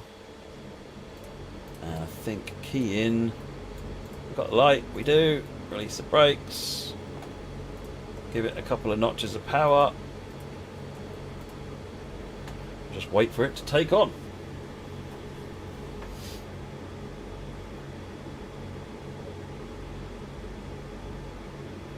Do you know which pantograph to have raised?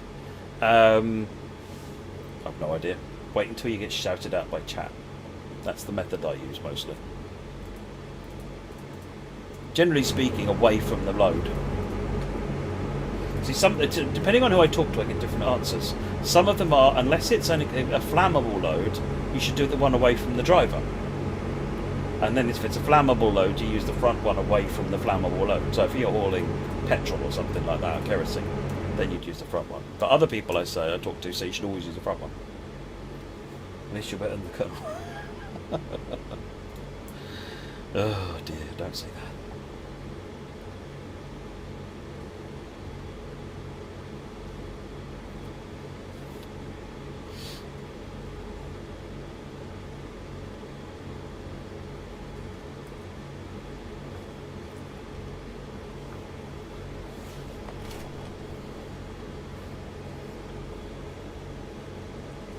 Yeah, for me too, actually, Samson. There's always new stuff to learn about simulators, and that's part of the fun for me. Is that they're not just a game to play and enjoy. There's something to learn.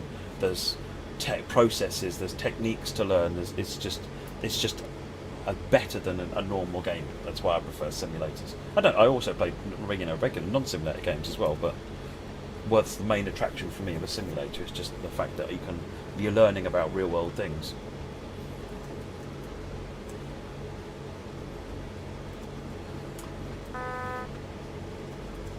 Right, released from monitoring. We are now clear to 120 kilometers an hour.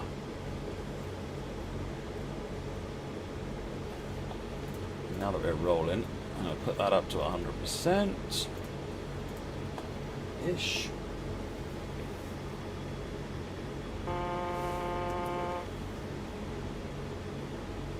Chris, doesn't a pantograph measure how funny it is throughout the entirety of the show? Is that not a pantograph?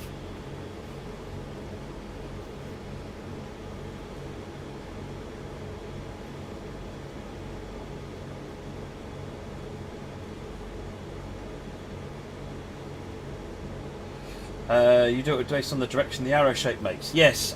So in America, it's always done this way round. So you must always lead with the arrow force, because what happens there is if something, if you've got the pantograph like this and something coming across here, the worst it can do is bend it over. Whereas if you're doing it the other way round, if you're doing it that way round and something comes that way, it kind of tries to do weird things with the pantograph. So if it was on this one, then and something caught the pantograph, so if there was something on the wire, then that would do quite a lot of damage to everything. Oops, Sifa. Whereas this way round, it would just force the pantograph down.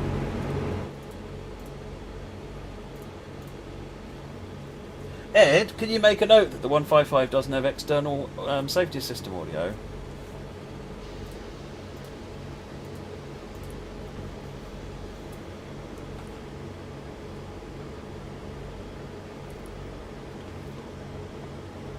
It's better.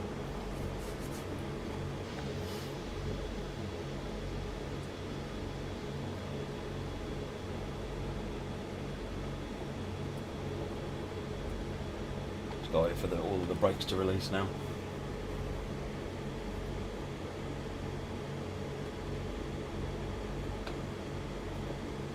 There we go. I'll stay in the cab so that we can actually hear the alarms. What does the yellow knob do? This one? Nothing.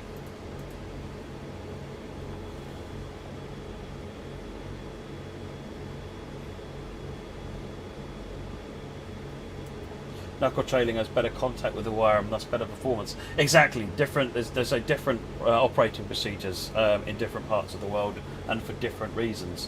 So like I said, in America, when I was reading up, when we did the ACA 64, I did specifically read it's always arrow forwards. But I've said different drivers with different approaches for how they manage the pantographs in Germany on these trains. So there's clearly different approaches.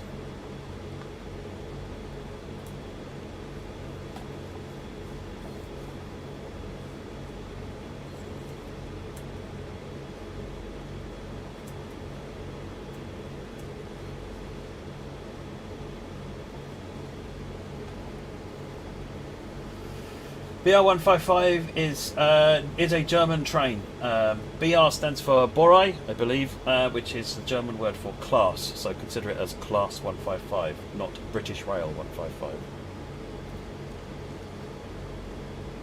This on the left is GSMR radio, and this on the top are alert indicators, so for when bad things happen on the train. And since bad things aren't simulated, you don't really see anything on there. Yeah, this train in reality does have LZB range, but there is no LZB implemented on the train because this train existed in the game long before LZB did.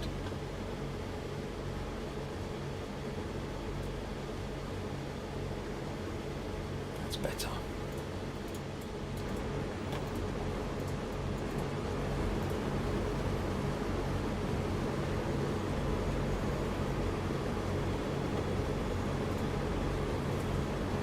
Is there a team that does initial research you pass on to you and you get a briefing, or you get it yourself, look how it works?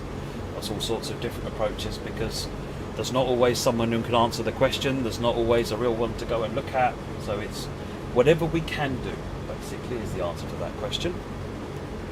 If there is someone who knows and we can ask them, we will ask them and train them dry of information. If there is nothing, then we'll see if we can find, sometimes we can find the manuals.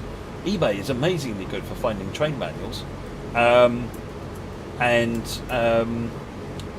sometimes the operators will let us go and crawl all over the thing and ask people questions. So it varies, but we can usually get quite a lot of information through lots of different sources. And then because trains fundamentally are trains, if you know that this is what they call a BR250 is actually the model number of this thing. Chances are it works a lot like all the other 250s. So if you can find more information on a different class, come on, you need to slow down.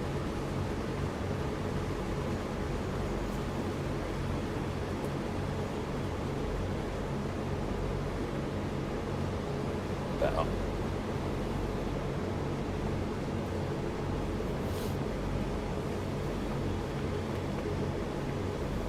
Is there a way to contact me out of chat? Not really. I've got a Discord for my streams, but I don't really stream a lot these days. I haven't got time.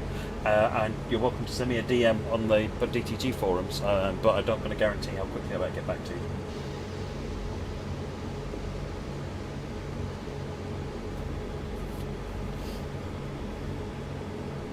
But if it's a question about what about TSW, and if you've got problems, post your problems on the forums, send support tickets into the appropriate places. You'll get much quicker answers than talking to me direct. Probably make more sense as well, to be honest. Right, so I rather panic over braked there, because I was looking at chat, and when I looked back there was a speed restriction coming up.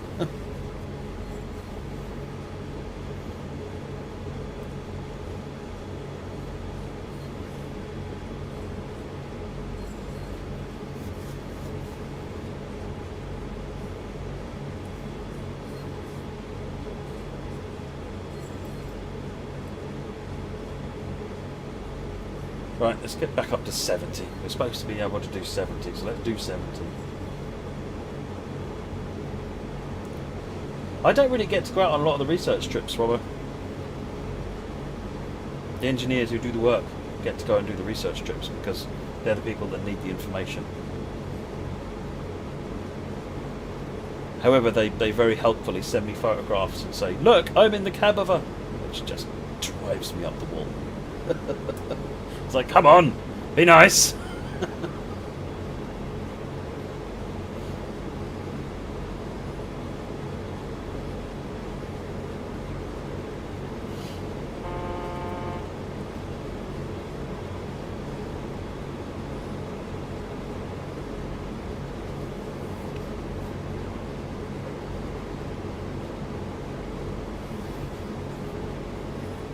Oh God, I wouldn't turn it down, Robbo. Of course not.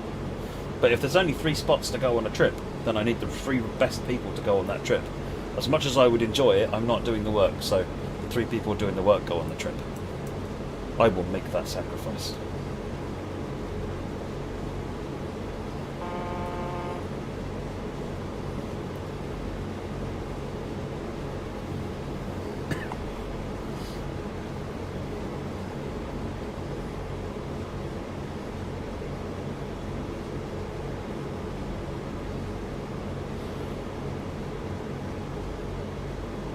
We can speed up a bit.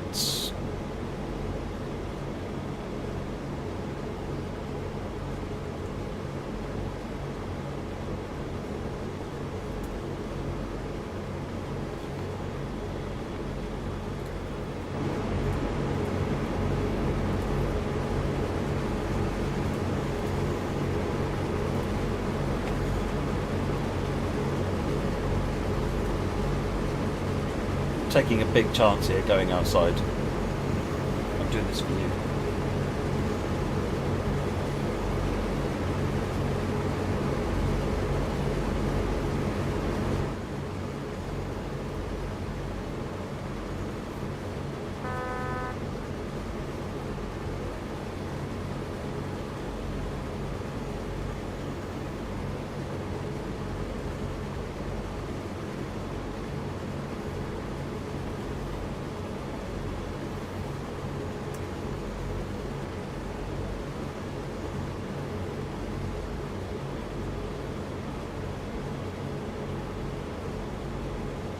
Coming up on an 80 km/h restriction.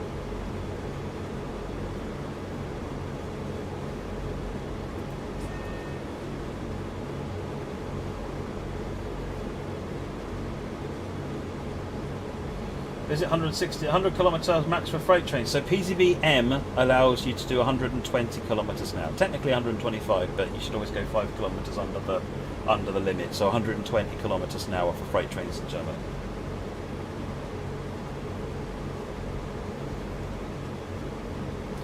John Mauler, I've not really used the PS4 Pro very much. I know the PS4 works actually quite well, so I'm not sure the difference between a PS4 and a PS4 Pro is, or how big of a difference that is. I've got a PS4 Pro here, but I've not really used it much. I only recently picked it up for doing the launch streams for Train Sim World 2. But I know that an Xbox One versus an Xbox One X is quite a substantial difference. PS4 Pro, you won't be worse off. But if you're thinking about buying a console right now, probably you want to wait, because there's newer ones around the corner.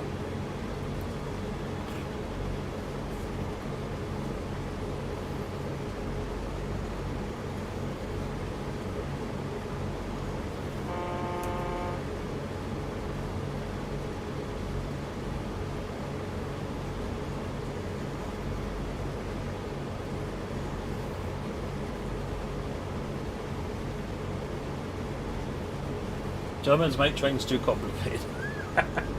See, I say Germans make trains more fun to drive. But I guess we're saying the same thing. Yeah, I'm using my laptop today, Jack, so pink curse hype.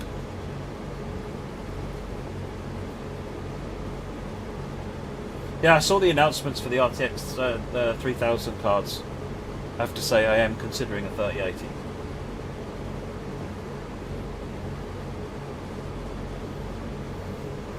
PCB's not complicated once you learn it, but it is a mouthful to a struggle to get over it until you do get the hang of it, though.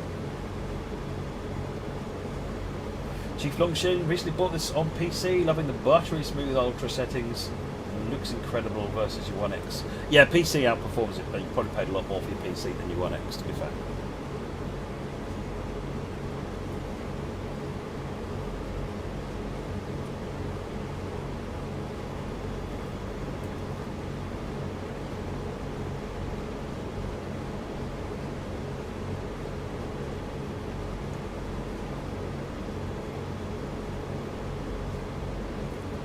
Yeah, ATB is quite good in saying lobotomy.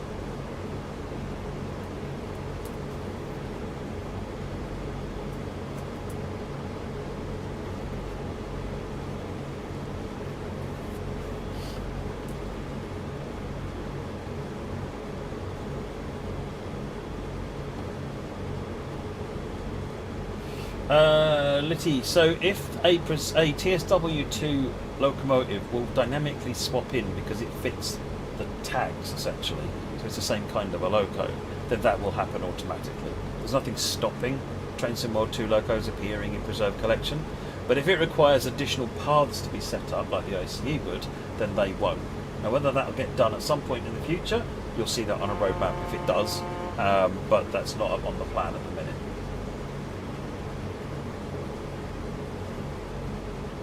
Will there be a Switch version of the sim? Again, no plans for that, Axel.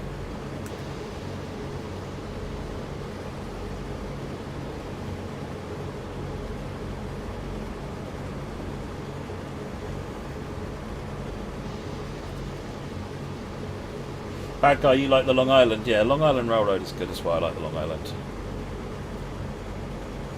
Actually, let's give this a bit more beans. Is the tourist from Rapid Transit coming to Train Sim World 2? Yes. The only route and trains that aren't coming are the Northeast Corridor ones. Everything else is coming at some point. Keep an eye on the roadmap for when it's coming in.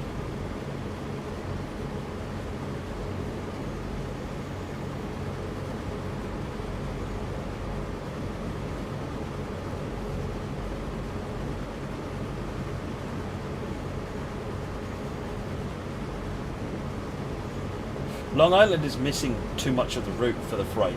Or you mean the double deckers, don't you, Joshua? Actually, you mean the double deckers. Yes, that would be good.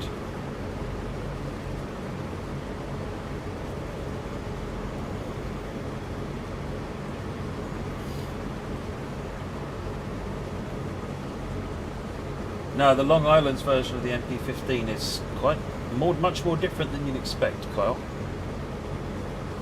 It's not building a brand new loco, but it's not a repaint either.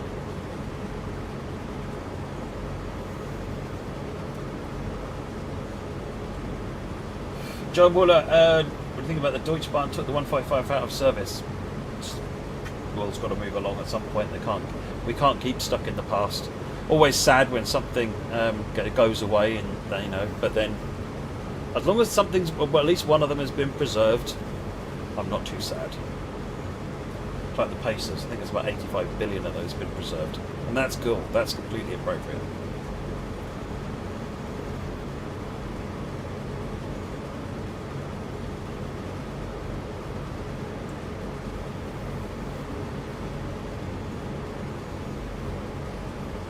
Long Island use MP15s as well as GP38s, I think. In fact, it's not Long Island, it's the New York and Atlantic, if I remember rightly, is the operator. Because they separated them out, the freight out from Long Island Railroad into the New York Atlantic, NYNA. I'm going to actually get myself down to 70 kilometers ready for this thing so I don't have a panic when I get up to it.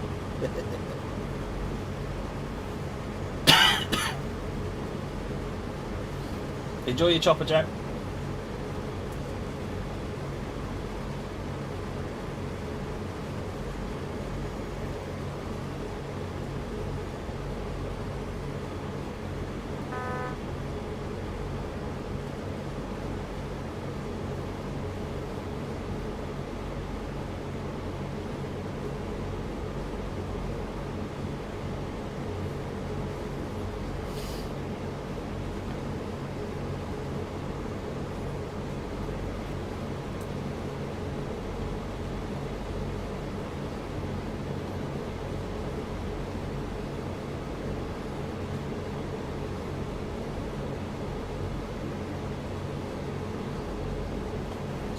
We're ready for the 70 now.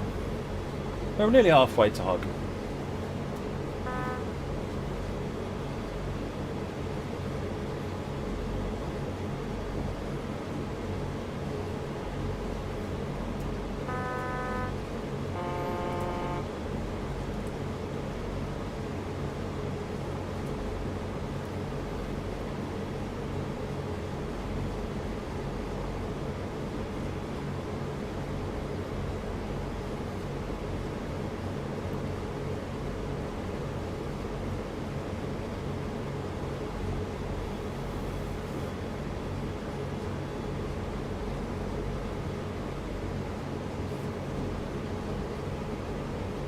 Right, we'll get the 70 coming up shortly. There it is. There's the 1000 hertz. Oh, look, there's the power move. That's quite fun. At the moment, it defaults with all the pantographs up, and so it's actually like driving a Formula 1 race car. But if you want the full experience, go into each loco and shut them all down. We changed that in a recent in an update a while back because people couldn't figure out how to go in and turn all the parking brakes off. So we made it to where by default the train goes a lot easier. But by crikey does it go.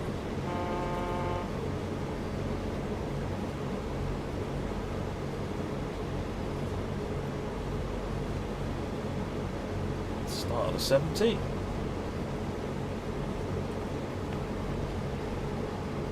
There should be an updated roadmap every other week, David.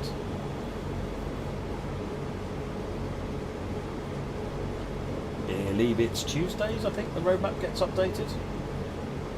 Every other Tuesday, sorry.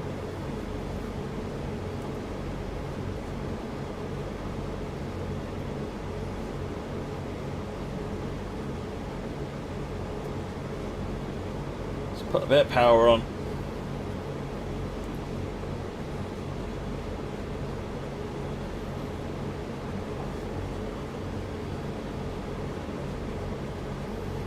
Yeah, distance as the crow flies. So as it sort of it's going down until about here, and then it starts going up again.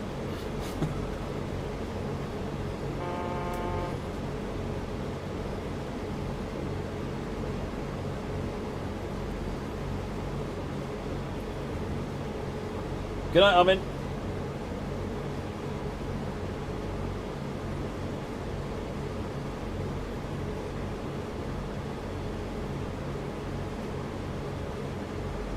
Can you look outside the train? Yes, absolutely. Let's have the train run by a couple of times, shall we? Let's go here.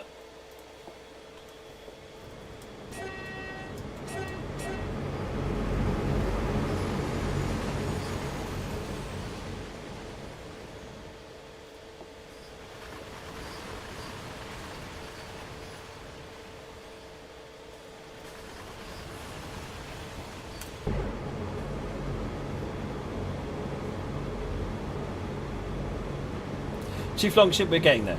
We're getting there. Sam has brought about a lot of really, really great improvements on that front.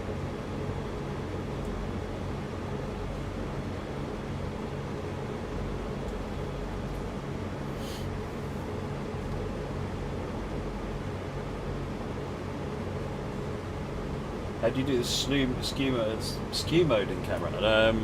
So in keyboard, arrow keys, forwards and backwards, right and left. Look around with the mouse. Press the shift key to go forwards.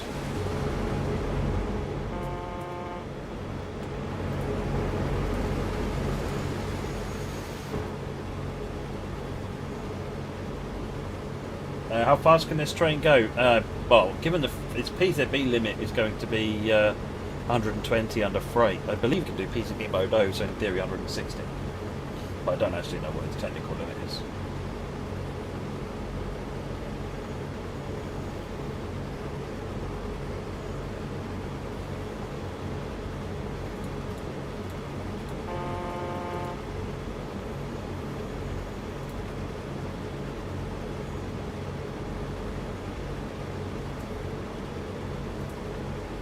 Sometimes it's written on the train, but not on this one.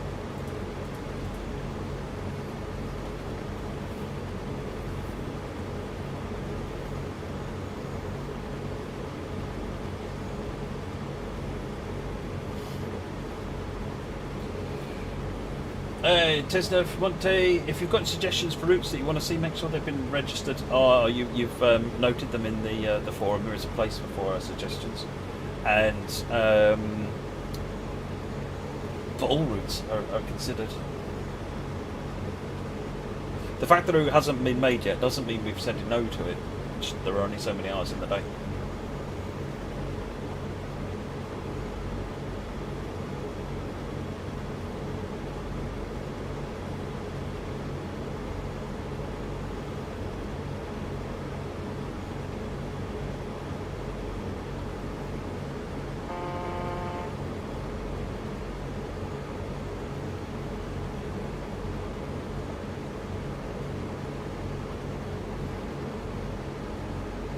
Got another drop coming to 70.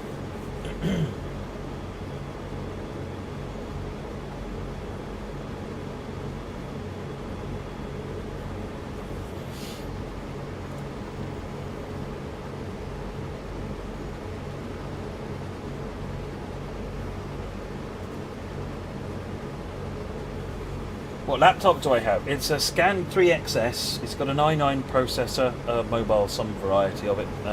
It's can't remember what type, with an RTX 2070 graphics, 32 gigs of RAM. It's pretty high spec.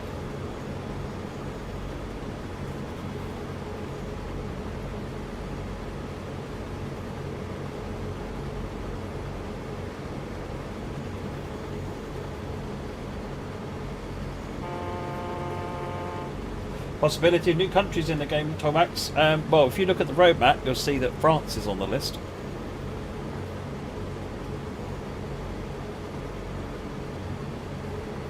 Going to be bombarded with different types of routes until you've created every route in the world. Well, until we create every route in the world, I'm not going to be quite satisfied anyway, to be honest. All the trains, all the routes today, please. That's what I want.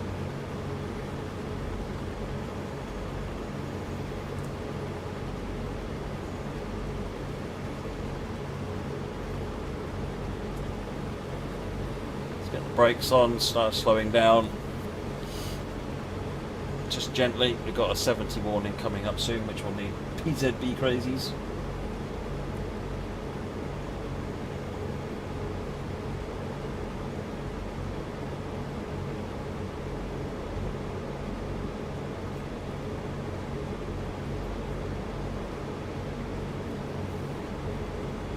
Oh, Ludmilla, BR232, totally agree. Absolutely gorgeous locomotive.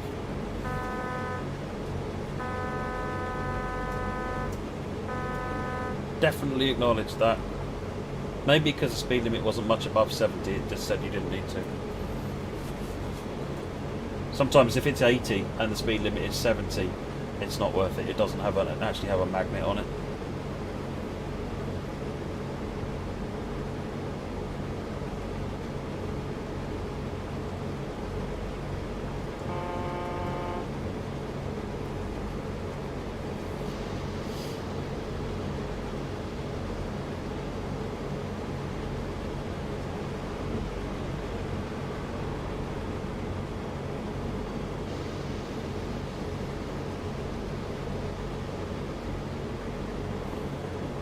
Tomax, the difficulty with bringing new countries in is all the reference and research, understanding how the trains work, understanding what's important with the scenery, what's important with the driving operations on the railway. Just you've got to become a complete enthusiast on that railway and learn and just know everything about it. And then more than that, you really need to use those assets more than once. So it's not a question of even coming up with one great route proposal. It's multiple great route proposals, because it's a huge expense, a huge amount of time to get into another country. Putting licensing to one side, let's assume licensing is something that can be achieved. In a lot of cases it can. But once you go into a new country, the trees are going to look different. Yes, the trees. The buildings will look different. Bridges, gantries, track is going to look different. The track motors, signals, and the way signalling systems work are different. Just the systems and the cabs and the processes that trains and train drivers use are different. So you've got to understand all that stuff, implement all of that stuff, and then use it more than once to get that back. So that's not to say new countries won't be done, but it does mean that the pace has to be carefully considered.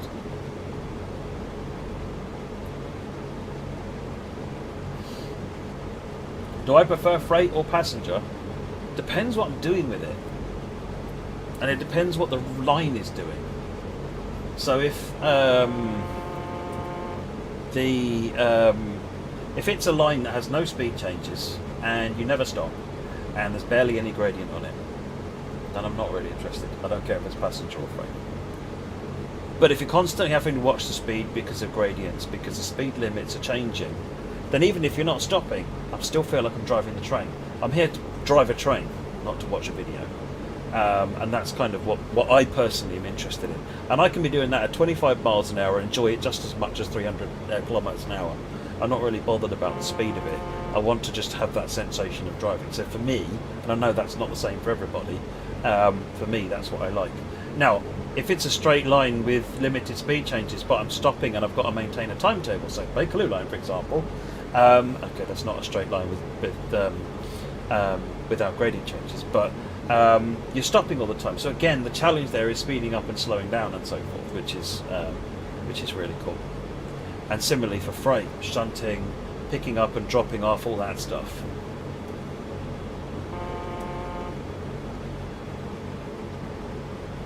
So I don't really have, the only thing my golden rule for me personally is I want to be interacting with the train. I want to be doing stuff. Which is one of the reasons I prefer PZB in German routes versus basically anything else. I still like all the other stuff, but I will play a German route all any time of the week.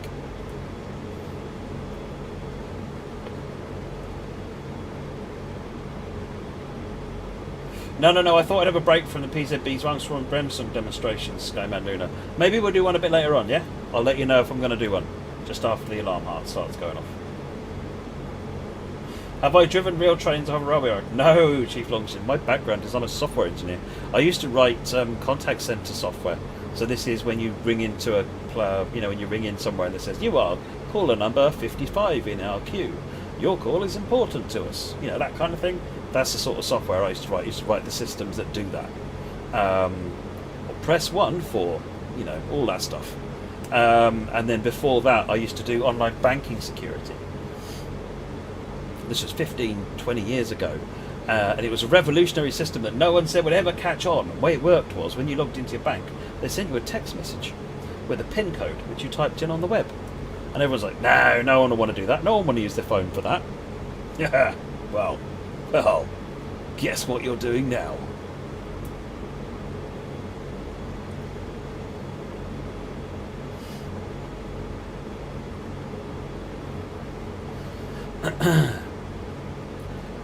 So I got into this. I've got an interest in through model railways. I've got an interest in trains, and I used to run a website called UK Train Sim, and which was a hobbyist website for train simulation in the UK. No, not the inventor of two-factor authentication. Sure, no, definitely not. In fact, two-factor authentication has been around for a long time through things like secure ID keys and all things like that. They predated what we were doing by a long way, but we were doing mobile two-factor authentication, and we were fairly pioneering in that front.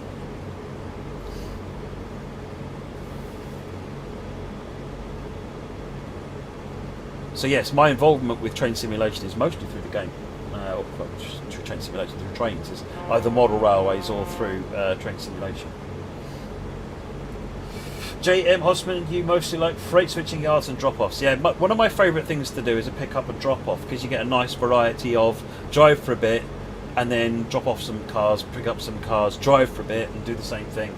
It feels like I'm going somewhere, but I'm also getting to stop and do a bit of shunting as well, without sort of shunting and going nowhere for an hour, which is also something I like to do sometimes. But the pick-up drop-off runs are some of my favourites.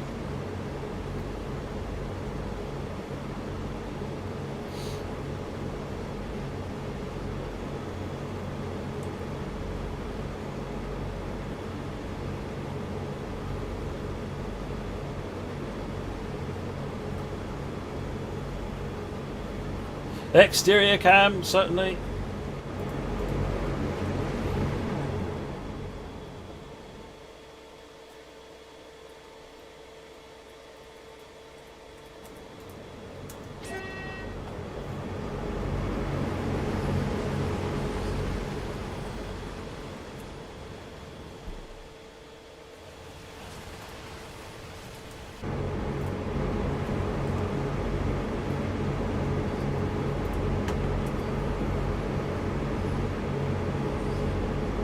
Some power on, speed up a little bit. Will you be able to substitute the 145 into Colin? I can't remember, Mikosh, whether or not I got that working.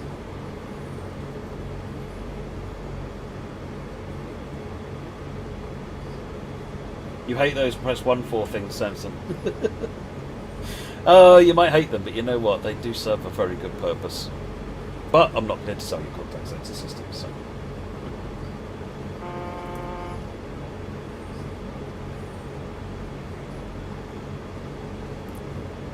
12 kilometres, so we're yeah, not too far now. Just got around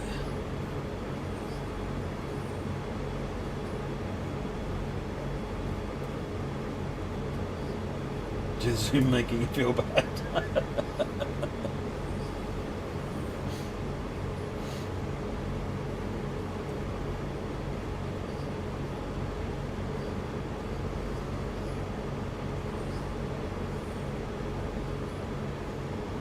There are no estimate release dates for anything on the roadmap, Salus.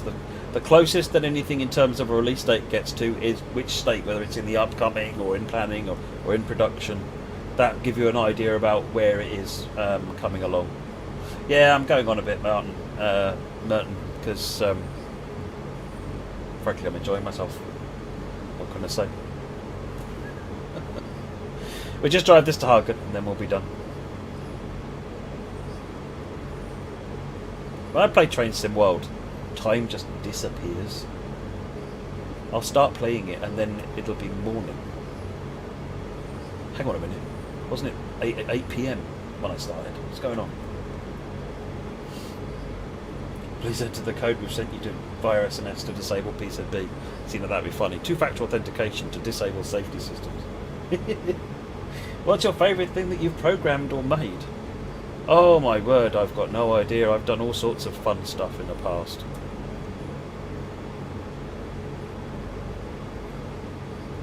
All sorts of stuff. I did some for Train Sim 2020. I wrote my own system for managing external hardware. So I've got a big cab system just down here with displays on it and lights on it and the rail driver on it and AWS buttons and foot pedals and who knows what. So I write my own software to manage all of that stuff. I'm quite pleased with that. That's really nice. It means I can customize exactly how every individual loco works with it. And back when I was doing call center systems, I wrote a virtual programming language to enable multimedia. So they used to have a thing called IVR, interactive voice response. So you'd write scripts which were how you would do the press 1 to do this, press 2 to that. I developed the equivalent of that, but across multimedia. So you could do a call, something coming in via an SMS that would then go out as a phone call, would then result in an email and all sorts of things. All sorts of fun things. And that worked really quite well.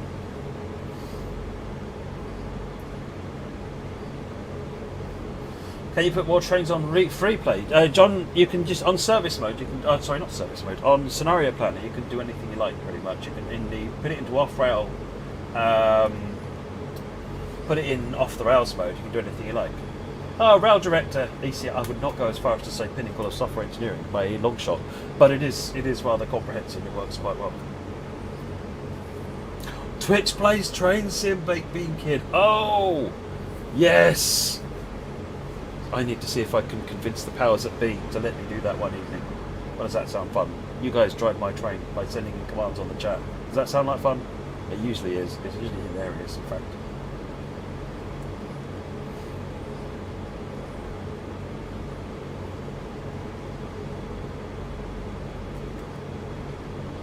Let's give it a bit more speed. We've got actually a fair bit. We've got 220 now.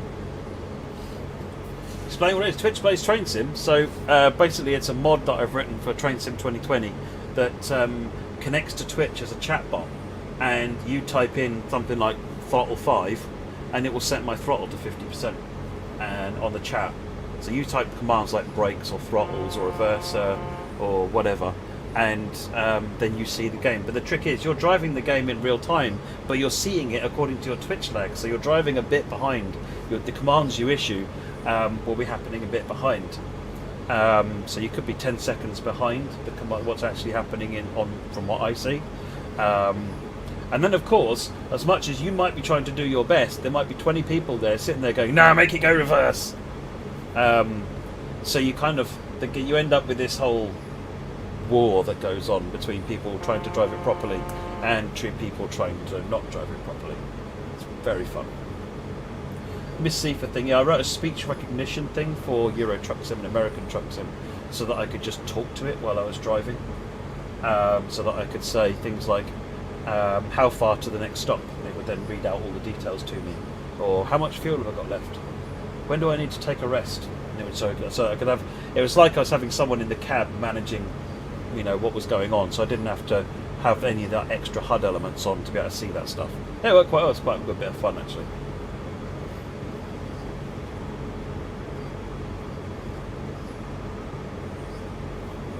More like 20 people honking all the time. Yeah, that's why I turned off the horn so you can't operate it, because it got silly. The wipers had to get turned off as well, because basically the wipers have been just going on the entire time. And poor Moggy just goes into a meltdown when that happens. You can't console him.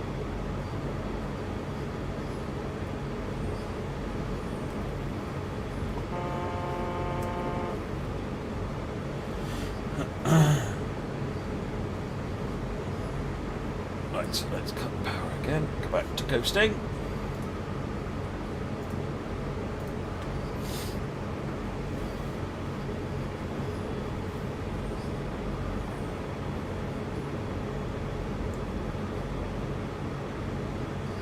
I think, yeah, you'll see the distance start going up in a minute.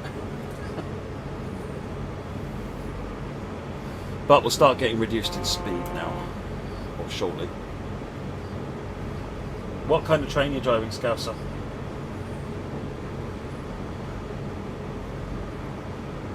Yeah, it should all be on my YouTube channel, so later.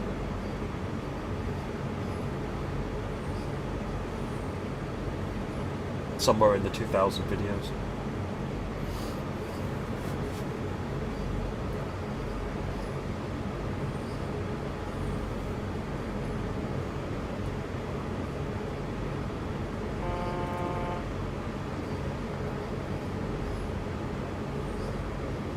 Right, we've just made it to Bull. This is where we, I think this is coming up to Bull. This is where we dropped off the logs. All the TPTS vids are up on there as well, Josh.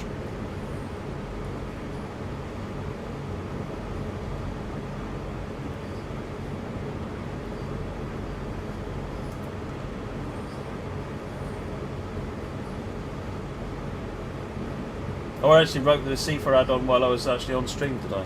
I did do an upload to YouTube of setting up the camera train on the ONS Model Railway. So there's a video start to finish, about 4 hours long, of installing, getting the hardware set up, building the software on it, configuring all the software, and getting everything working. That's quite good if you're interested in how to make the camera train work. Then yeah, it covers everything. Brakes, yeah, it's 2.5 kilometers till we need to start. Let's get to 40. It's going to be a long night.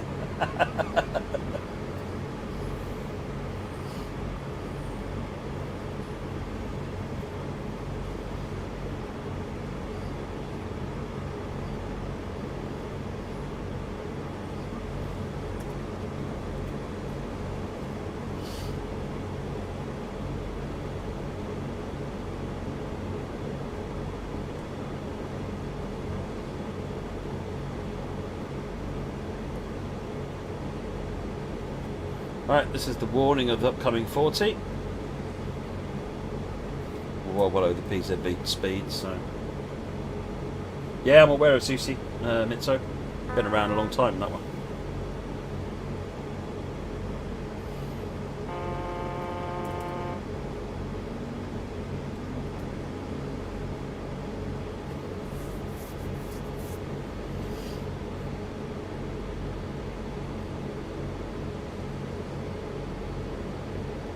Do you reckon the Class 43, when it's available, will do 155 miles an hour on the German high-speed route? I have no idea. I'll leave that to you to find out. Oh no, this is Ball, just up here.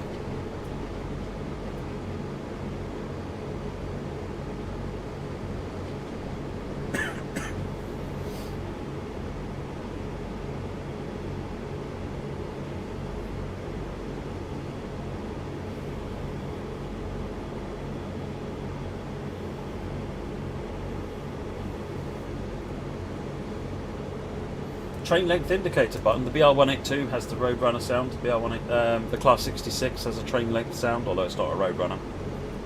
I think those are the only ones that have it. But the BR182's got it. That's not made it into Train Sim Mod 2 yet. They're coming at some point.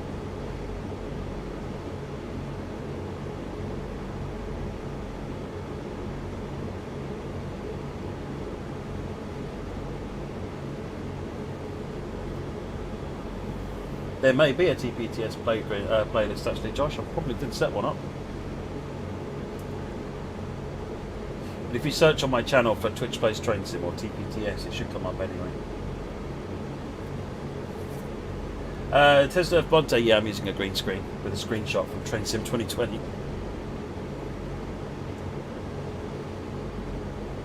New model bus, there's no release dates yet on the new things. You'll see, hopefully, news at some point soon about the Island Line. Cliffy, you like your headphones? They're the best. I like them so much. I've got 2. These ones are even better though. These ones have got coloured, you can see the lights blinking on them. How good is that?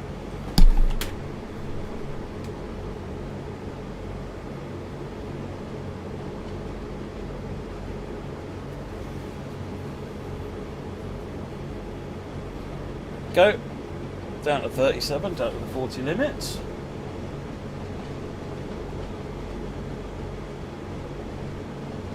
Do you use the mic in that? No, I've got a broadcast microphone I'm using for the stream.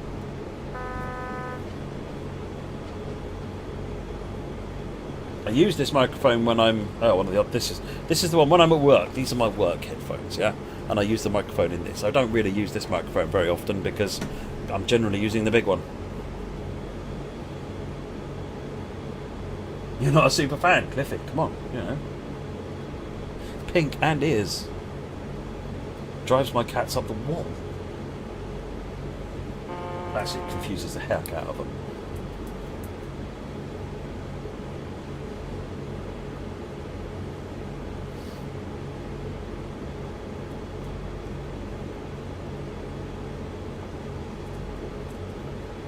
Bert. We found some accelerations.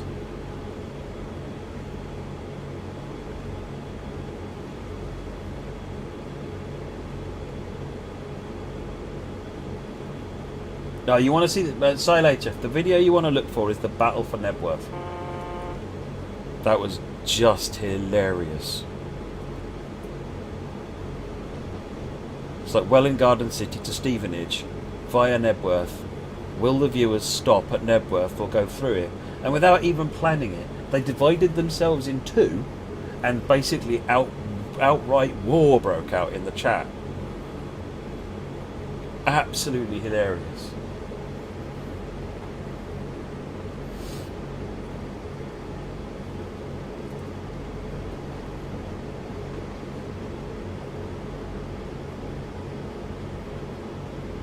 Will the clone ever have metals on it? What? Sorry, I don't follow what you mean, Bad Cat. Do you mean like steel wagons?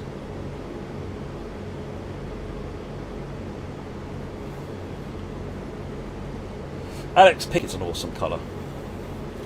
Same colour as my mouse.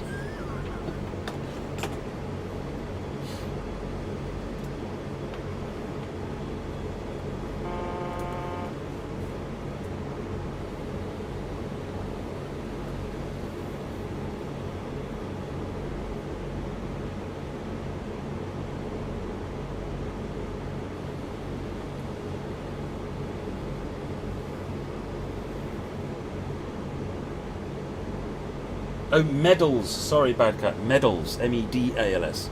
That's a mistake and something that will get rectified as soon as possible. That is on the list to look at. My bad on that one. I forgot.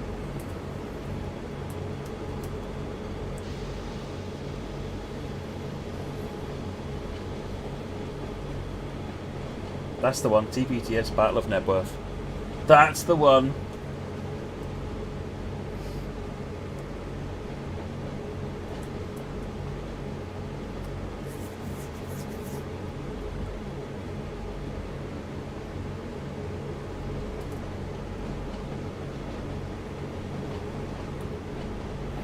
Right, I think we're coming round the corner now, yep. So now the distance to Hagen will now be correct. Ish. What's my favourite colour? Let me think. Reddish white.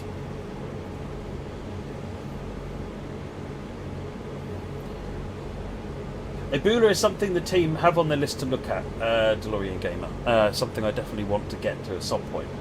It's not, so it's another one of those features you should look for on a roadmap at some point. But no, it's not on the. No one is looking at that right now.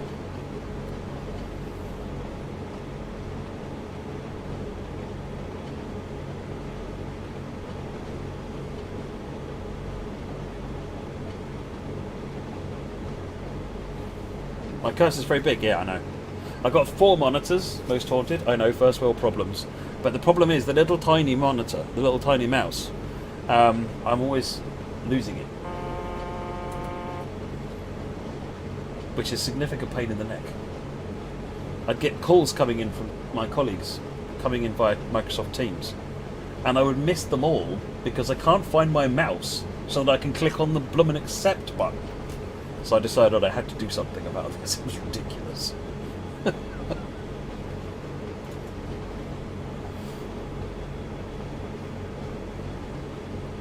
Got 2 cats, Carl. Tiggy and Lady. They're both a pain in the neck. Actually, they're both very lovable, but they're also a pain in the neck. That's why I'm smeltering here in the garage, because if I open the door, Lady will come in and basically be a pest.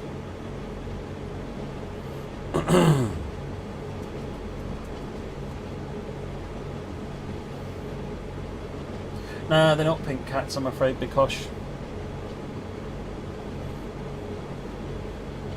They're just normal coloured cats. Boring, normal coloured cats.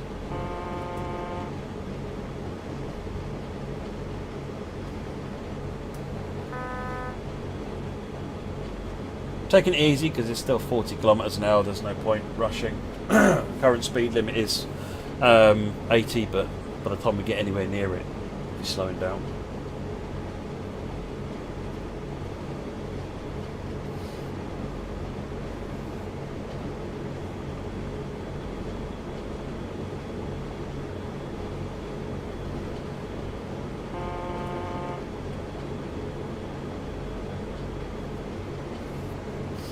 800 would be good to see at some point, Turnip Gaming.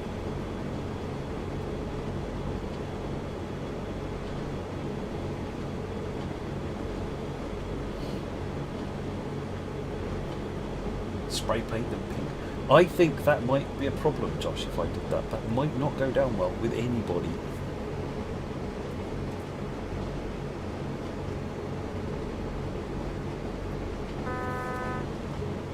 Right.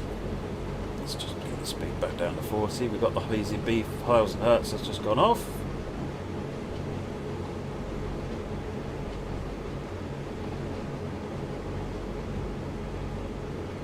I want a gentle increase actually in speed, so I'm just going to put a bit of power on them, balance it out, get back up to 40.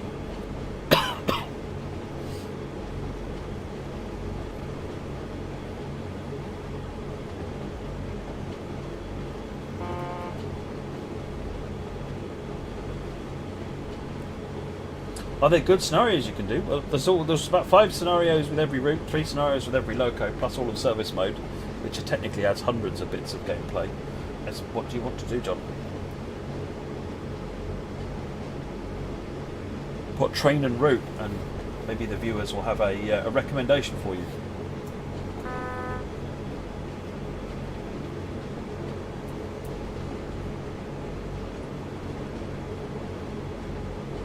Thoughts on implementing ETCS, like any safety system really, at the appropriate time? Totally. It needs to be done at some point.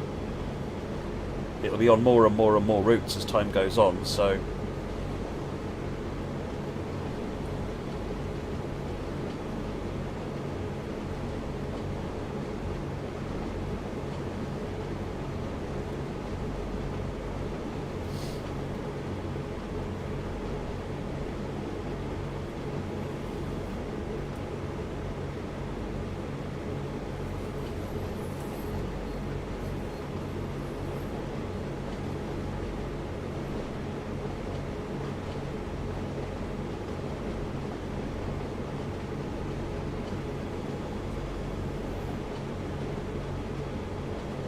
Yeah, ETCS. I'm not expecting it to be a problem, Red Leader, to be honest.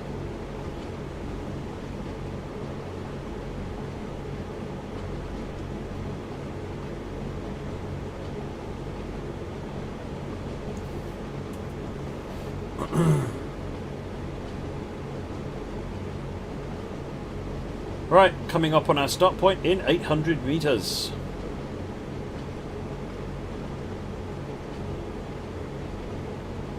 What's my name on Twitch, Cliffy? Unsurprisingly, it's Matt Peddleston.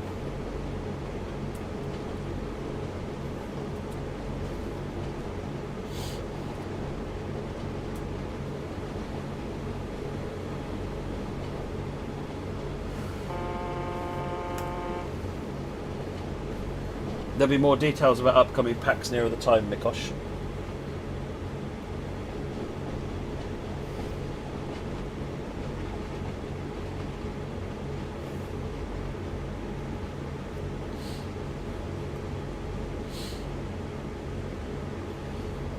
DeLorean, it depends what you're looking for. I mean, when we built the Kolnakan route, the timetable is built off the real one. Hauptstrecke Rheinrohr is built from the real timetable. I think this one is inspired by the real timetable, if not line for line the same. So, try and use the real timetables wherever we can.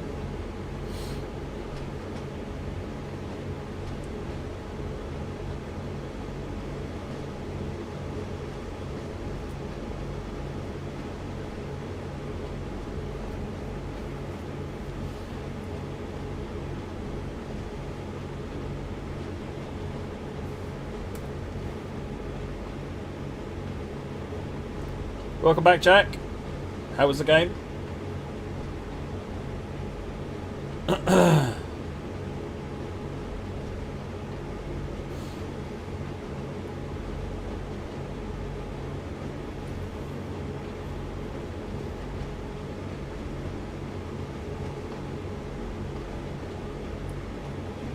Kearney, how come it's not possible in Chosimora to have a 40 doing passenger service, one at the front and one at the back? Because it's never been... You can't... At the moment, there's no formation creation capabilities. So you need to create a custom formation to do that.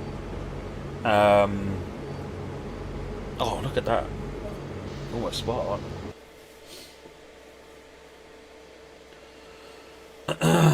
1.74 meters, and we got a glod. Excellent. Right, there you go, folks. The R155 plus a bit of AFP training as well. Hope you enjoyed, and we'll see you on the streams next week. Okay, have a great rest of the weekend, and take care. Thanks, everybody. Bye bye.